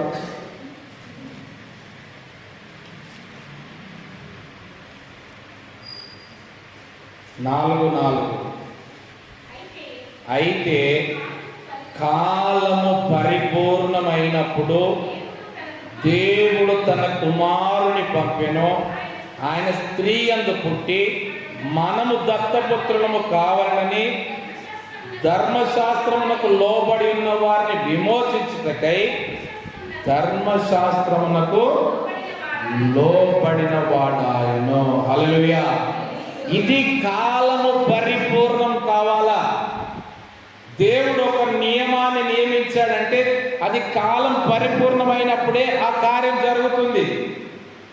అబ్రహాముకు ముందే దేవుడు తెలియజేశాడు, 4వ తరము వారు మరలా తిరిగి వస్తారు. 4 తరాలు ఐగుప్తులో దాసత్వంలో ఉంటారు, 430 సంవత్సరాలు. ఆ కాలం పరిపూర్ణమైంది. మోషేను పంపించాడు, వారిని బయటికి రప్పించాడు. కాలం పరిపూర్ణమైంది. యేసు క్రీస్తును జన్మింపజేశాడు. ధర్మశాస్త్రమునకు లోబడిన వాడుగా మనమందరం కూడా దత్తపుత్రులము కావాలని ఆయన మన పక్షముగా లోబడిన వాడు. ఆయన ఇటు రీతిగా ప్రభు జన్మించి పరిచర్య జరిగించి మరణించి పునరుత్థానుడైన తర్వాత ఎన్ని దినముల వరకు తన్ను తాను ప్రత్యక్షపరుచుకున్నాడు? శిష్యులకు, గలిలీయులకు, అనేకులకు ప్రభువైన యేసుక్రీస్తు ఎన్ని దినముల మట్టుకు ప్రత్యక్షపరచుకున్నాడు? 40 దినముల మట్టుకు ప్రత్యక్షపరచుకున్నాడు. ఆ 40 దినములు పూర్తి అయిన తర్వాత వారికి వాగ్దానం చేసి ఆయన ఆరోహణమయ్యాడు. ఆ వాగ్దానం కొరకు కనిపెట్టమన్నాడు. ఆ తండ్రి ద్వారా అనుగ్రహించబడిన పరిశుద్ధాత్మ కుమ్మరింపు అనే వాగ్దానం కొరకు మీరు కనిపెట్టమని చెప్పినప్పుడు అందరూ కూడా మేడ గదిలోనికి ఎక్కి వచ్చినారు. ఇప్పుడు ఆ వాగ్దానం కొరకు ప్రభువైన యేసుక్రీస్తు ఏదైతే వాగ్దానం ఇచ్చాడో ఆ వాగ్దానం కొరకు వారందరూ కూడా మేడ గదిలోనికి ఎక్కిపోయిరి. ఏక మనసుతో ఎడతెగక ప్రార్థన చేయుచుండిరి. ఆ వాగ్దానం కొరకు ఊరికినే కాదు వారు మేడగదికి ఎక్కిపోయారంటే, ఊరికినే కాదు వారు ఏక మనసు కలిగిన వారుగా ఉన్నారంటే, ఊరికినే కాదు ఎడ్డ తెగక ప్రార్థన చేయుచుండిరంటే దేని కొరకు? వాగ్దానము కొరకు. ఏందా వాగ్దానము?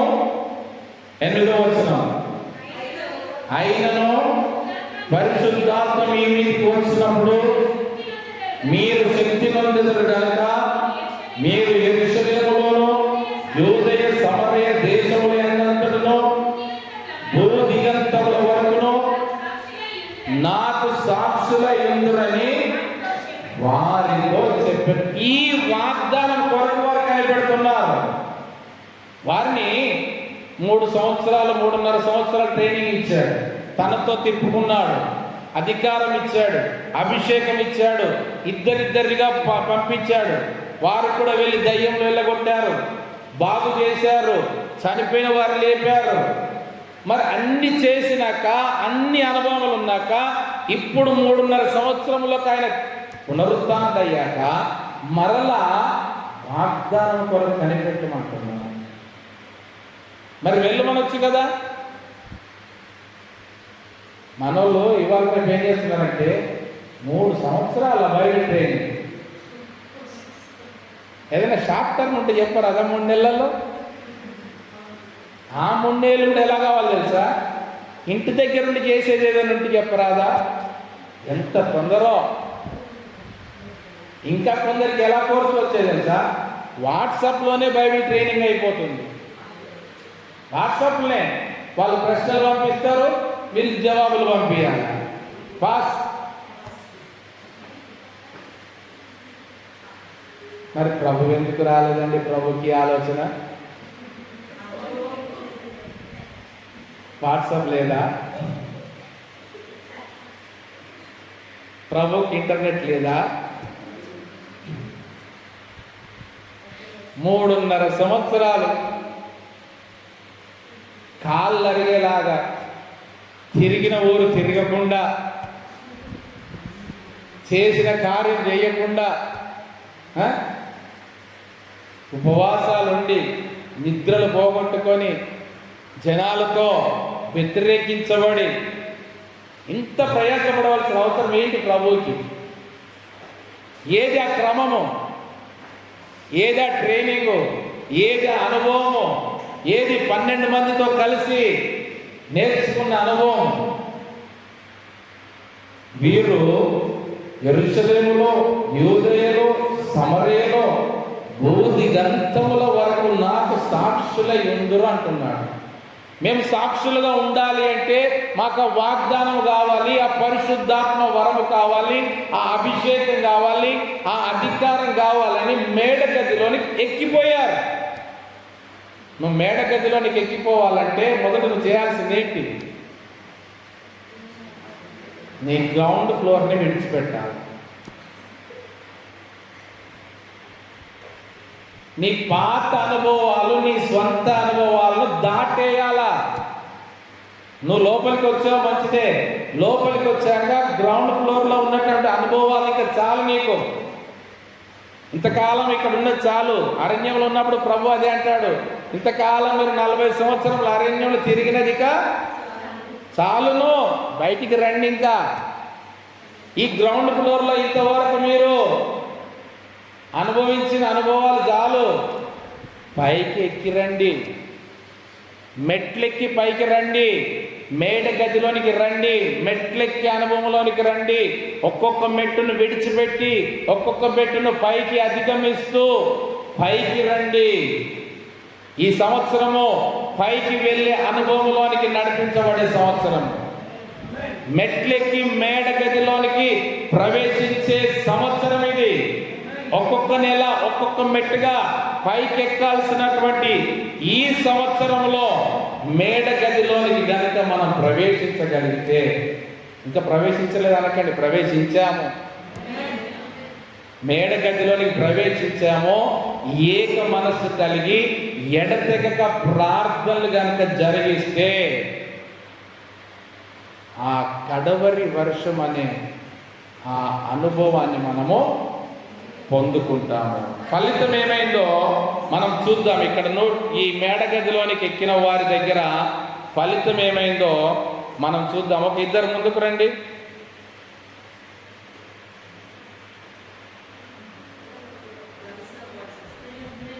ఒక ఇద్దరు అని చెప్పాను నేను,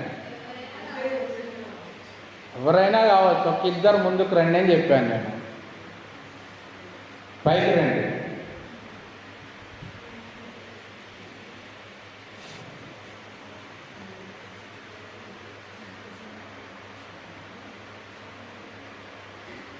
అక్కడేమున్నాయి?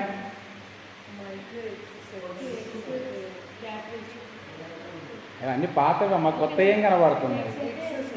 చెరొకటి తీసుకోండి.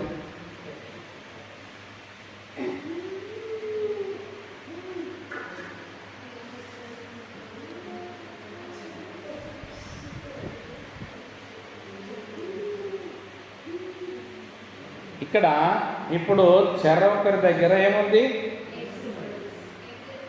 ఒక గుడ్డు ఉంది. ఇప్పుడు మీరు దీన్ని ఏం చేస్తారు చెప్పండి. నేను మిమ్మల్ని అడుగుతున్నా, మిమ్మల్ని కాదు, వీరిని అడుగుతున్నా. మీరేం చేస్తారు? మీ ఆలోచన ప్రకారం ఏం చేస్తారు? ఉడకబెట్టుకుంటారు. ఇంకేం చేయగలుగుతారు? ఆమ్లెట్ చేసుకుంటారు, కర్రీ చేసుకోవచ్చు, ఇంకా డబ్బులు కావాలంటే అమ్ముకోవచ్చు. ఓకే, మీరు షాప్ కాబట్టి అమ్ముతారు.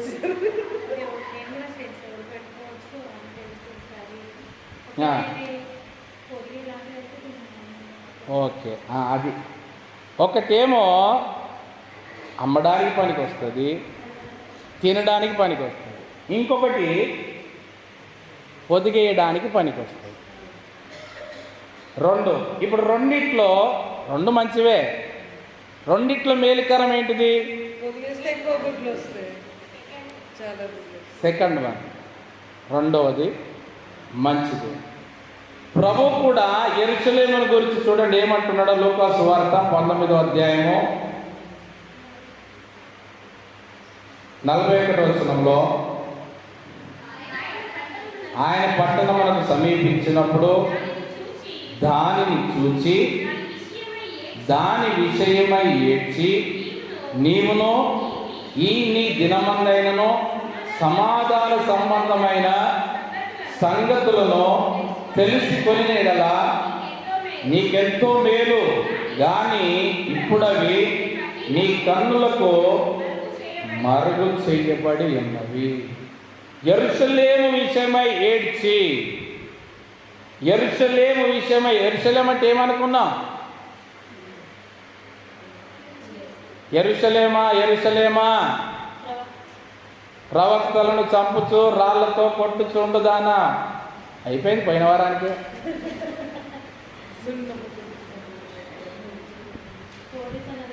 కోడి తన రెక్కల చాటున పిల్లల్ని ఏ రీతిగా, ఎన్ని మారులను కూడా నేను మిమ్మల్ని పిలిచిన మీరు కొల్లకపోతిరి. కోడి తన పిల్లలను రెక్కల క్రింద అలా ఎన్నిసార్లు పిలిచినా కూడా కొల్లకపోయారు కాబట్టి ఆయన ఏడుస్తూ ఉంటున్నాడు. కోడి తన రెక్కల క్రింద ఏం చేస్తుందండి? పిల్లల్ని కప్పుతుంది. పిల్లల కంటే ముందుగా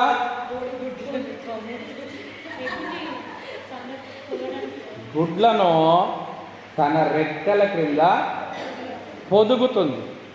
మీరు గమనించండి, కోడిగుడ్లు పొదిగేసేటప్పుడు వాటిని ఏం చేస్తారు? మంచి గుడ్లా కాదా అని తెలవడానికి ఊపుతారు సార్. వాటర్ లేక పైకి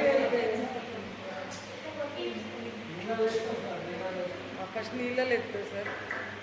పిల్లలు అయినాక అయిపోయా కావాలి ఇట్లా చెప్తారు. కొట్టి చూస్తారా?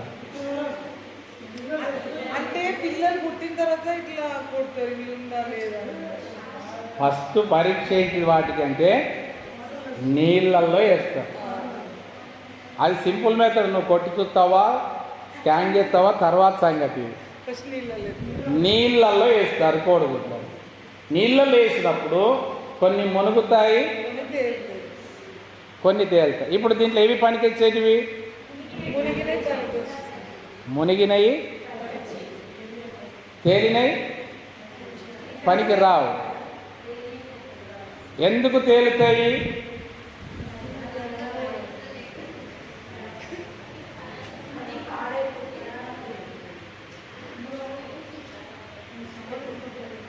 ముసలోళ్ళు ఉంటే మనకని పెద్దవాళ్ళు ఉంటే వాళ్ళు చెప్తారు, మనకు అనుభవం లేదు కదా. ఎందుకు కొన్ని గుడ్లు తేలుతాయి, కొన్ని మునుగుతాయి? ఖరాబ్ అయినాయి తేలుతాయి. అసలు రీజన్ ఏంటంటే మునిగిన గుడ్లు మంచివి, తేలిన గుడ్లు పనికిరానివి. ఎందుకు తేలుతాయంటే అవి పుంజు పారని గుడ్లు కాబట్టి. పెడతాయి, కోళ్ళు గుడ్లు పెడతాయి, వాటిలో జీవకణం ఉండదు, అందుకని అవి మరలా పిల్లలు చేయదు. అది ఇప్పుడు చేసే బాయిలర్ కోళ్ళు, ఈ ఫామ్లు ఇవన్నీ ఆ కోళ్ళే అవి. అందుకు వాటిని పొదిగారు. ఎందుకు అంటే పుంజు పారని గుడ్లు అంటారు వాటిని. అంటే ఆ దేనికి సాదృశ్యం మీకు ఎందుకు జ్ఞాపకం చేస్తున్నానంటే, బాప్తిస్మము తీసుకున్న వారు నీటిలో మునిగిన వారుగా ఉంటారు. ప్రభువైన యేసుక్రీస్తు నీలోనికి వచ్చినప్పుడు, జీవకణము నీలో ఉద్భవించినప్పుడు నీవు పిల్లగా మార్చబడతావు. కాబట్టి నీవు నీళ్ళలో మునిగిన వాడవుగా ఉంటావు. నీలో ప్రభువు గనుక లేకపోతే నిన్ను నీళ్ళలో వేసినా తేలిపోతావు. పనికిరాని గుడ్డు. దాన్ని 21 రోజులు కాదు కోడి కింద 42 రోజులు దీక్ష, మండలం దీక్ష పెట్టినా కానీ, మండల దీక్ష 42 రోజులు పెట్టినా కానీ పనికిరాదు. ఏమైతాయి అంటే అవి చీగుడ్లు అవుతాయి అంటారు, కంపు వాసన కొడుతుంది, పనికిరాదు. అది బాప్తీసం తీసుకున్న వారు, ప్రభువుతో అంటుకట్టబడిన వారు, పరిశుద్ధాత్ముడు ఏ రీతిగా మరియమ్మ గర్భములో ఉద్భవించినాడో బాప్తీసం ద్వారా మనలో జరిగే కార్యం అది. మనం ఒక జీవ కణములాగా మార్చబడి బాప్తీసం ద్వారా ఫలించేటువంటి గుడ్డుగా, గుడ్డు దశలో నుండి ఒక పిల్లగా ఆయన మనల్ని పొదుగుతూ ఉంటున్నాడు. అందుకొరకు ఆయన మనల్ని ఏర్పాటు చేసుకున్నాడు. గమనించండి, కోడి ఆ గుడ్లను పట్టుకున్నా అయిపోలేదు. ఇంకా కోడి ఆ గుడ్లను పొదగడానికి ఎన్ని రోజులు దీక్ష పడుతుంది?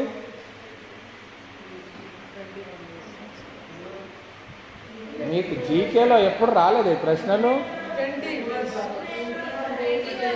21 days, యావరేజ్ 21 days. అది అందుకోసము మా ప్రయోగాలు చేసిన శాస్త్రవేత్త ఎన్నిసార్లు గుడ్ల మీద కూర్చొని పగలగొట్టుకోలేవు? అది కూడా చదవలేదా? సైంటిస్టు కోడి గుడ్ల నుంచి ఎలాగొస్తుంది, కోడి కూర్చుంటేనే గుడ్లు ఎందుకు ప్రయోగాలు చేసిన వాళ్ళు కూడా ఉన్నారు. ఇప్పుడు కోడి 21 రోజులు ఆ గుడ్ల మీద పొదగడానికి తన్ను తాను ఒక దశలోనికి మార్చుకుంటుంది. అది అప్పటి వరకు నార్మల్గా వెయిట్గా ఉన్నటువంటి ఆ కోడి చూడండి, ఒక్కసారి అది లుక్కు పట్టింది అంటారు కదా, అది పట్టాక గుడ్ల మీద వేసాక దానికి ఆకలి ఉంటుందా, దాహం ఉంటుందా, ఎంతసేపటి బయటగా చక్కటి తిండి దొరుకుతుందా అని చూస్తుందా? ఏమైంది?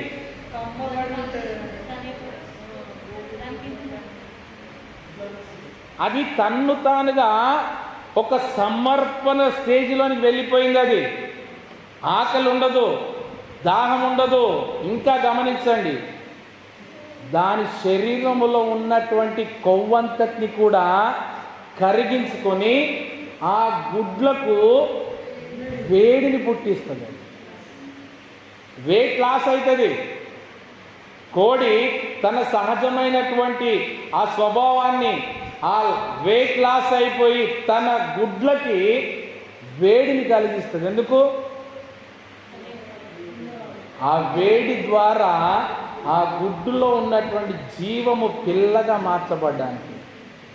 నీవు కూడా చేసే ఉపవాస ప్రార్థన ద్వారా ఆకలి మానేసి, నీరు మానేసి, నీ సమస్యల మీద నీవు కమ్ముకొని చేసే ఉపవాస ప్రార్థన ద్వారా ఆ సమస్యలకు ఏమవుతుంది? జీవము కలుగుతుంది. అది నువ్వు చేసే ఉపవాస దీక్ష, అది నీవు చేసే నిబంధన ప్రార్థన, అది నీవు చేసే రాత్రికాల ప్రార్థన నీ సమస్యలకు జీవమును కలిగింపజేయబడతాయి. కొంతమంది ఏమంటారంటే, మేము ఇన్ని నెలలు దీక్ష చేశాం, ఇన్ని సంవత్సరాలు చేసాం, రాలేదంటే అసలు నీ గుడ్డే బాగలేదు. నువ్వు ఎన్ని సంవత్సరాలు, ఎన్ని 40 దినాలు ఉపవాస ప్రార్థనలు ఉన్నా నాకు ఏమి కాలేదంటే ఫస్ట్ ఆ గుడ్డు సరి అయిందా లేదా చూసుకున్నావా? దేవుని సన్నిధిలో నీవు సరిగా ఉన్నావా లేవా నువ్వు పరీక్షించుకోకుండా, గుడ్డును సరిగా నీళ్ళలో పరీక్షించకుండా దాన్ని పొదిగానంటున్నావు, కమ్ముకున్నానంటున్నావు, కానీ ఏం చేయబడుతుంది? ఫలితము లేదు. గమనించండి, ఆదికాండం 1వ అధ్యాయము మొదటి 3 వచనాలు గమనించండి. ఆదియందు దేవుడు భూమి ఆకాశము సృజించెను, భూమి నిరాకారముగాను శూన్యముగాను ఉండెను, చీకటి అగాధ జలము పైన కమ్మి ఉండెను, దేవుని ఆత్మ జలముల పైన అల్లాడుచుండెను, దేవుడు వెలుగు కమ్మని పలకగా వెలుగు కలిగెను. గమనించండి, ఇక్కడ దేవుడు చేసిన 6 రోజుల సృష్టిలో దేవుడు కమ్మని పలకగానే అన్నీ అవుతున్నాయి. కానీ కమ్మని పలకడానికి ముందుగా జరిగింది ఏంటి? అక్కడ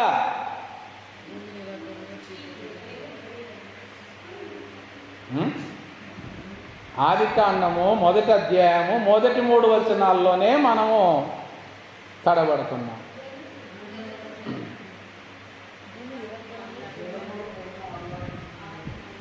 అది దేవుని ఆత్మ జలముల పైన అల్లాడుచుండెను.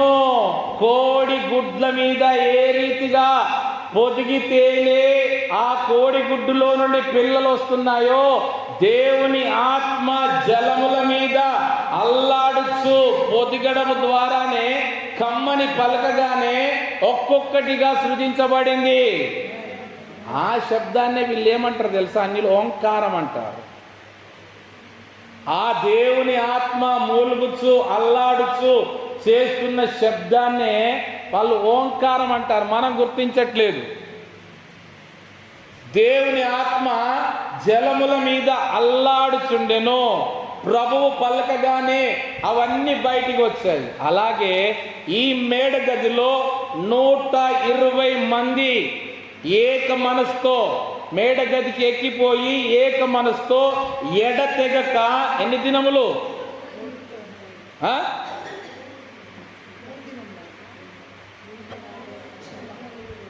మిమ్మల్ని అందరూ బైబిల్ కాలేజీ పట్టుకోవాలి. బైబిల్ కాలేజీ మీ దగ్గరికి వస్తుంది లేండి. రాదా? రావద్దా? అదే మంచిది. 2వ అధ్యాయం 1వ వచనం ఏంటిదమ్మా? పెంతెకోస్తను పండుగ దినం వచ్చినప్పుడు అందరూ ఒక చోట కూడి ఉండిరి. ఇప్పుడు ఇక్కడ పెంతెకోస్తు అనే పండుగ దినం అంటే ఎన్నో నంబర్? 50 నంబర్. ఇంకా లెక్క రాలే. యేసు ప్రభు ఎన్ని దినాల వరకు కనబడ్డాడని చెప్పాం? మరి 40 నుండి 50 వరకు ఎన్ని దినములు? 10 దినములు వారు ఎడతెగక ప్రార్థన చేయుచుండిరి. లెక్కలు కూడా మనకు రావాలంటే బైబిల్లో నుండే రావాలా. 40 రోజుల వరకు ఆయా ప్రాంతంలో ఉన్న వారిని అందరినీ కూడా ప్రభు దర్శించి వారిని అందరిని ఒక చోట చేర్చి వాగ్దానం ఇచ్చి, మీరు మేడ గదికి ఎక్కిపోయి ఎడతెక్క ప్రార్థన చేయమంటే ఆయన మాటను లోబడి ఆసక్తి కలిగి, ఏదో ఆయన చెప్పాడని కాదు, ఆసక్తి కలిగిన వారు 120 మందిగా వారు ఏక మనసుతో ఎడతెగక ప్రార్థన చేస్తే పరిశుద్ధాత్ముడు దిగి వచ్చి అగ్ని నాలుకల మీదుగా, అగ్ని నాలుకల వలె వారి మీద, చూడండి 2వ వచనం, అప్పుడు వేగముగా వీచు బలమైన గాలి వంటి ఒక ధ్వని ఆకాశం నుండి అకస్మాత్తుగా వారు కూర్చుండి ఉన్న ఇల్లంతయు నిండెను. మరియు అగ్ని జ్వాలల వంటి నాలుకలు విభాగింపబడినట్టుగా వారికి కనబడి వారి ఒక్కొక్కరి మీద వ్రాలగా అందరూ పరిశుద్ధాత్మతో నిండిన వారై ఆ ఆత్మ వారికి వాక్శక్తి అనుగ్రహించిన కొలది అన్య భాషలతో మాటలాడసాగిరి. హల్లెలూయా. ఇప్పుడు గమనించండి, పరిశుద్ధాత్ముడు ఆనాడు జలముల మీద అల్లాడినప్పుడు సృష్టి ఏ రీతిగా ఏర్పడిందో, ఇక్కడ మరలా పరిశుద్ధాత్ముడు ఈ 120 మంది మీద రాలినప్పుడు ఏమయ్యారు? అన్య భాషలతో మాట్లాడసాగారు. పరిశుద్ధాత్మ చేత నింపబడ్డారు. ఎక్కడ బాబేలు గోపురము దగ్గర భాషలు తారుమారయ్యాయో మరలా ఇక్కడ ఐక్యమవుతున్నాయి. అక్కడ బాబేలు దగ్గర తారుమారు చేసిన దేవుడే మరలా ఇక్కడ అందరినీ కూడా సమావేశపరిచి ఐక్యపరిచి ఒకే భాషను ఇస్తున్నాడు. ఏం భాష? అన్య భాషలు, పరలోక సంబంధమైన భాషలు, దేవదూతల భాషలు, ఆ భాషలను ఇస్తున్నాడు, మనుషుల భాషలను ఇస్తున్నాడు. ఇన్ని రకములుగా కృపావరములను వారు అప్పుడు పొందుకొనగలిగినారు. ఎప్పుడు? 10 రోజులు మేడ గదిలో ఏక మనసుతో ఎడతెగక. మరి సిద్ధమేనా మనం? 12 మందిగా ఉండడానికి సిద్ధపడితే 10 దినములు ప్రభు సన్నిధిలో ప్రార్థించడానికి సిద్ధమేనా మనం? ఇప్పుడు గమనించండి, ఇక్కడ కోడిగుడ్లు ఉన్నాయి. ఇప్పుడు ఈ కోడిగుడ్ల మీద 2 కోళ్ళు పొదిగి ఉన్నాయి. 21 రోజుల వరకు వీటిని కప్పివేసి ఉంచాం. ఒక కోడి తన గుడ్లలో నుండి పిల్లలు రావడానికి 21 రోజులు కూర్చోలేక, 21 రోజు తర్వాతనే కదా గుడ్డు పొడుచుకొని బయటికి వస్తుంది పిల్ల. ఈ తల్లి కోడి ఆ గుడ్లను పొడిస్తే బయట నుండి పిల్లలు బయటికి వస్తాయా?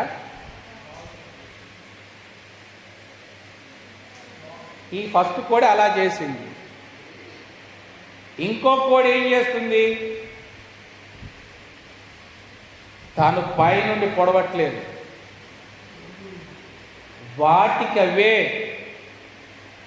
21 రోజులు కానీ ఎన్ని రోజులు కానీ నేను మాత్రం వాటిని నా రెక్కల క్రిందనే కాపాడుకుంటానో, వాటికి కావలసిన వెచ్చదనాన్ని నేను ఇస్తానో, ఆ వేడి ద్వారా అవి లోపల అవయవాలన్నీ పరిపూర్ణంగా ఏర్పాటు చేసుకొని వాటికి అవే పొడుచుకొని బయటికి రావడానికి ఎదురు చూస్తుంది ఇంకో కోడి.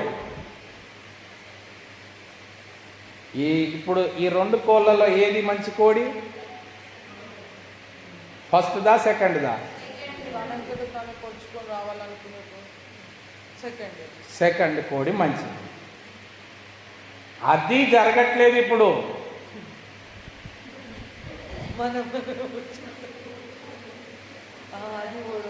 అది జరగట్లేదు బోధలలో, సంఘంలో అది జరగట్లేదు. ప్రభు ఏర్పాటు చేసిన క్రమం ప్రకారంగా జరగట్లేదు. ఎంతసేపటికి బయట నుండి పొడిస్తే ఏమైపోతుంది లోపల పిల్ల? నువ్వు పొడుస్తావు మంచిదే, అది సగమే తయారైంది లోపల, అది జీవిస్తుందా? బయటికి వచ్చాక ఏమైపోతుంది? చనిపోతుంది. కానీ పూర్తిగా తనంతట తానుగా పొడుచుకొని బయటికి వచ్చింది, అది జీవిస్తుంది. అలాగే పాస్టర్లైన వారు, కాపర్లైన వారు విశ్వాసులను పొడిచి బయటికి తీసుకొని వస్తే బ్రతకరు.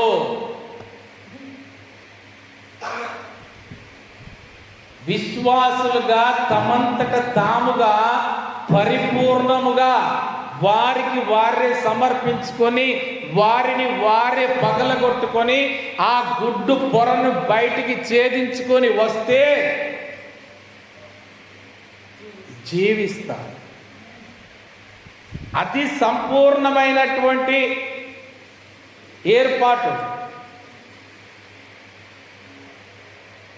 ఎంతసేపటికి పాస్టర్గా, కాపరిగా చేయాల్సిన పని ఏంటంటే విశ్వాసులను వాక్యము చేత, ప్రార్థన చేత కప్పి ఉంచి వారికి వెచ్చదనాన్ని కలిగించడమే కాపరి పని. అంతే తప్ప మా ఇష్టానుసారముగా మేము పొడిచి, మేము బలవంతంగా బయటికి రప్పించి మీరు ఈ రీతిగా ఉండండి అంటే, అయ్యా మాకు అవయవములే లేవు అయ్యా, మమ్మల్ని నడుపమంటే ఎలా నడుస్తామంటారు? అంతేనా? నాకు రెక్కలే పూర్తిగా రాలేదు, నన్ను బయటికి తీసి నన్ను ఎగురమంటే నేను ఎలా ఎగురుతాను? నాకు కాళ్ళే పూర్తిగా లోపల ఏర్పడలేదు, నన్ను బయటికి తీసి నడుమంటే ఏం నడుస్తాను? అందుకే నిజమైన సంఘ క్రమం ప్రకారంగా ఒక నిజమైన నాయకుడిగా ప్రభువైన యేసుక్రీస్తు కూడా 3.5 సంవత్సరాలు వారికి సమయమునిచ్చాడు. వారిని కాపాడుకున్నాడు, వారికి అన్ని నేర్పించాడు. బయటికి వచ్చే సమయానికి ఆ 10 దినములకు వారిని ఐక్యపరిచి ప్రార్థనలో స్థిరపరిచినప్పుడు 10 దినముల తర్వాత వారే ఆ ఛేదనమును జరిగించుకొని ఒక్కొక్కరుగా బయటికి వచ్చి ధైర్యంగా భయపడకుండా, ఒకప్పుడు తలుపులు వేసుకొని లోపల దాక్కున్నవారు, యూదులకు భయపడి తలుపులు వేసుకొని, మేడగది తలుపులు వేసుకొని దాక్కొని భయపడ్డవారు వారి కొరకు తలుపు తీయలేకపోతే ప్రభువే తలుపులలోకి వెళ్ళి వచ్చి. కానీ ఇప్పుడు చూడండి, వారికి వారు బయటికి వచ్చాక ధైర్యంగా కొట్టడానికైనా, కొట్టడానికి కాదు, దెబ్బలు తినడానికైనా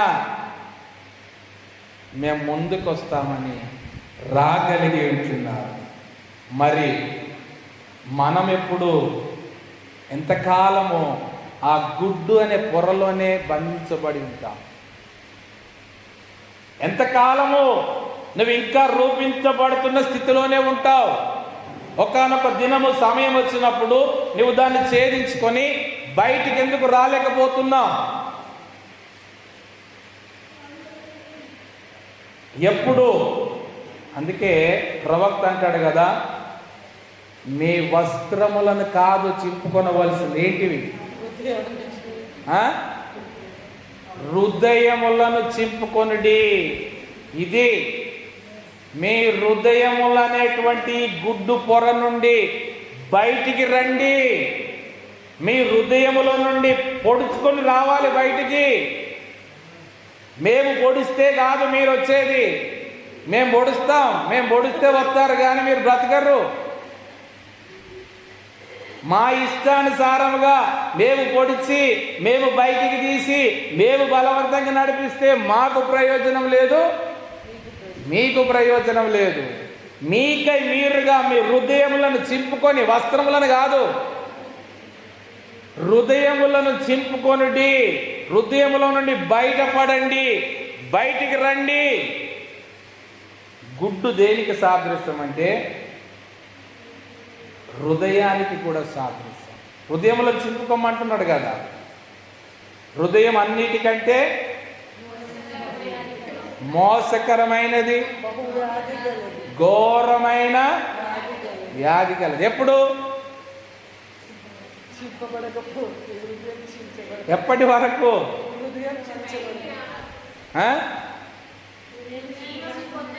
బాప్తిస్మము పొందనంత వరకు. బిఫోర్ బ్యాప్టిజం అది ఘోరమైనదే,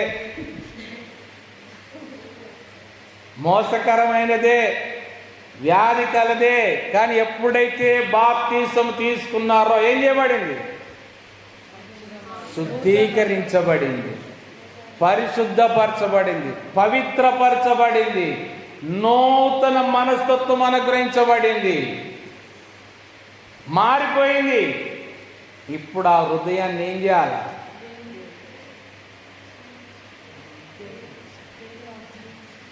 అత్తరు బుడ్డిలాగా. ఆ స్త్రీ ఏ రీతిగానైతే అత్తరు బుడ్డి పగలగొట్టి ప్రభువుని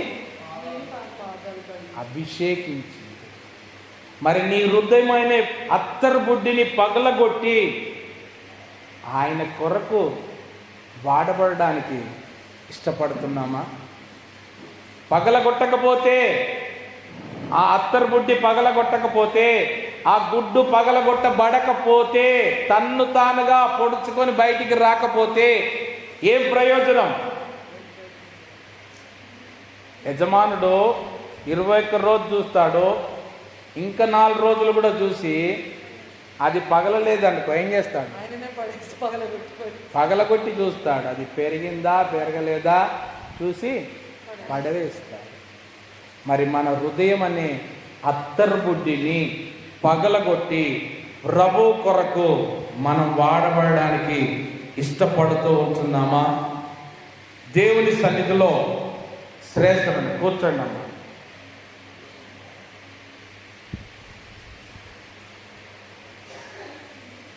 మీకే గిఫ్ట్ అది.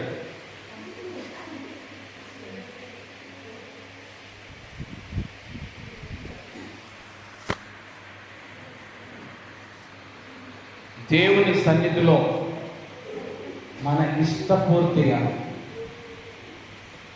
మనకై మనముగా సమర్పణ కలిగి ప్రభు యొక్క సన్నిధిలో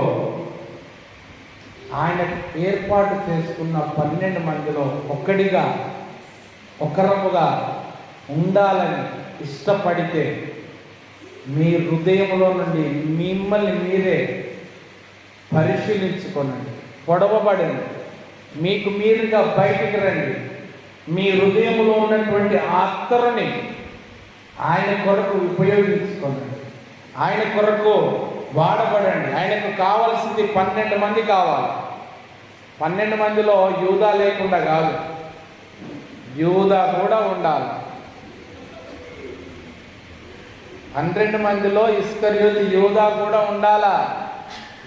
ఆయనకు కావలసిన 12 మందిలో యూదా లేకుంటే టీం కాదు అది. యూదా కూడా ఉంటేనే టీం అది. ప్రభువే ఉపయోగించుకున్నప్పుడు మనం ఎవరమండి పక్కకు పెట్టడానికి? ప్రభు లెక్క ప్రకారం 12 మంది తీసుకుంటాం, కానీ యూదాను పక్కన పెడితే అది కరెక్ట్ కాదు. అది 12 మంది కావాలా.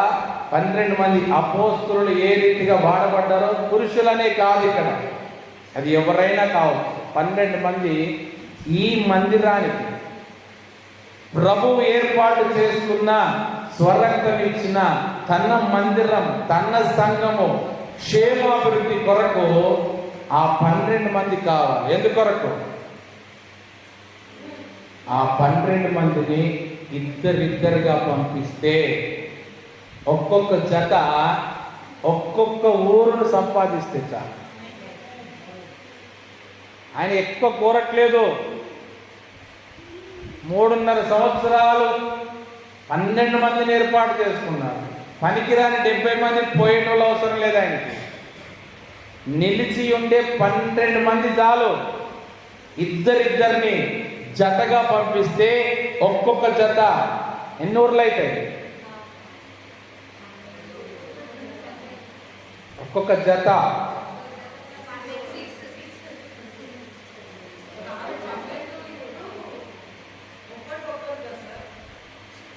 ఒక్క జత ఒక ఊరు, 6 జతలు 6 ఊర్లు.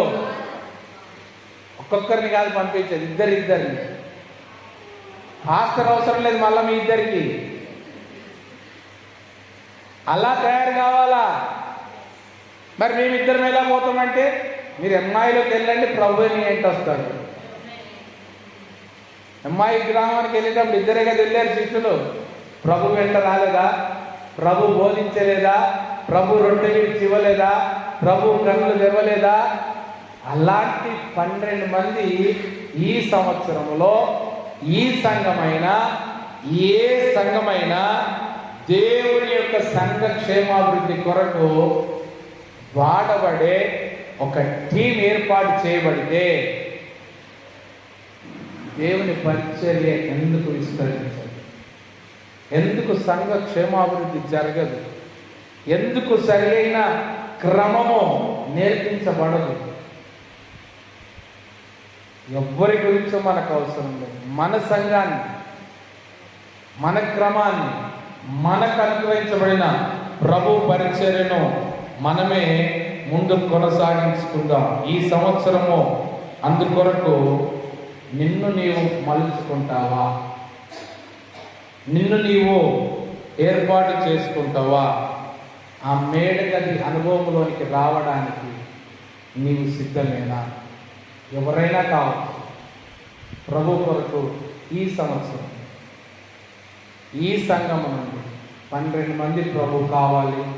అట్టి రీతిగా ప్రభువే ఏర్పాటు చొప్పున సమర్పణ కలిగి తమకు తాముగా సిద్ధపరచుకొని ప్రభు కొరకు రూపించబడితే ప్రభువుకు ఎంతగానో ధన్యులుగా వాడబడేవారుగా ఉంటారు. అట్టి కృపా ప్రభు తన ఏర్పాటు చేసుకున్న ఆ 12 మందికి తోడై ఉండుగాక. ఆమేన్. అందరం లేచి నిలబడదాం.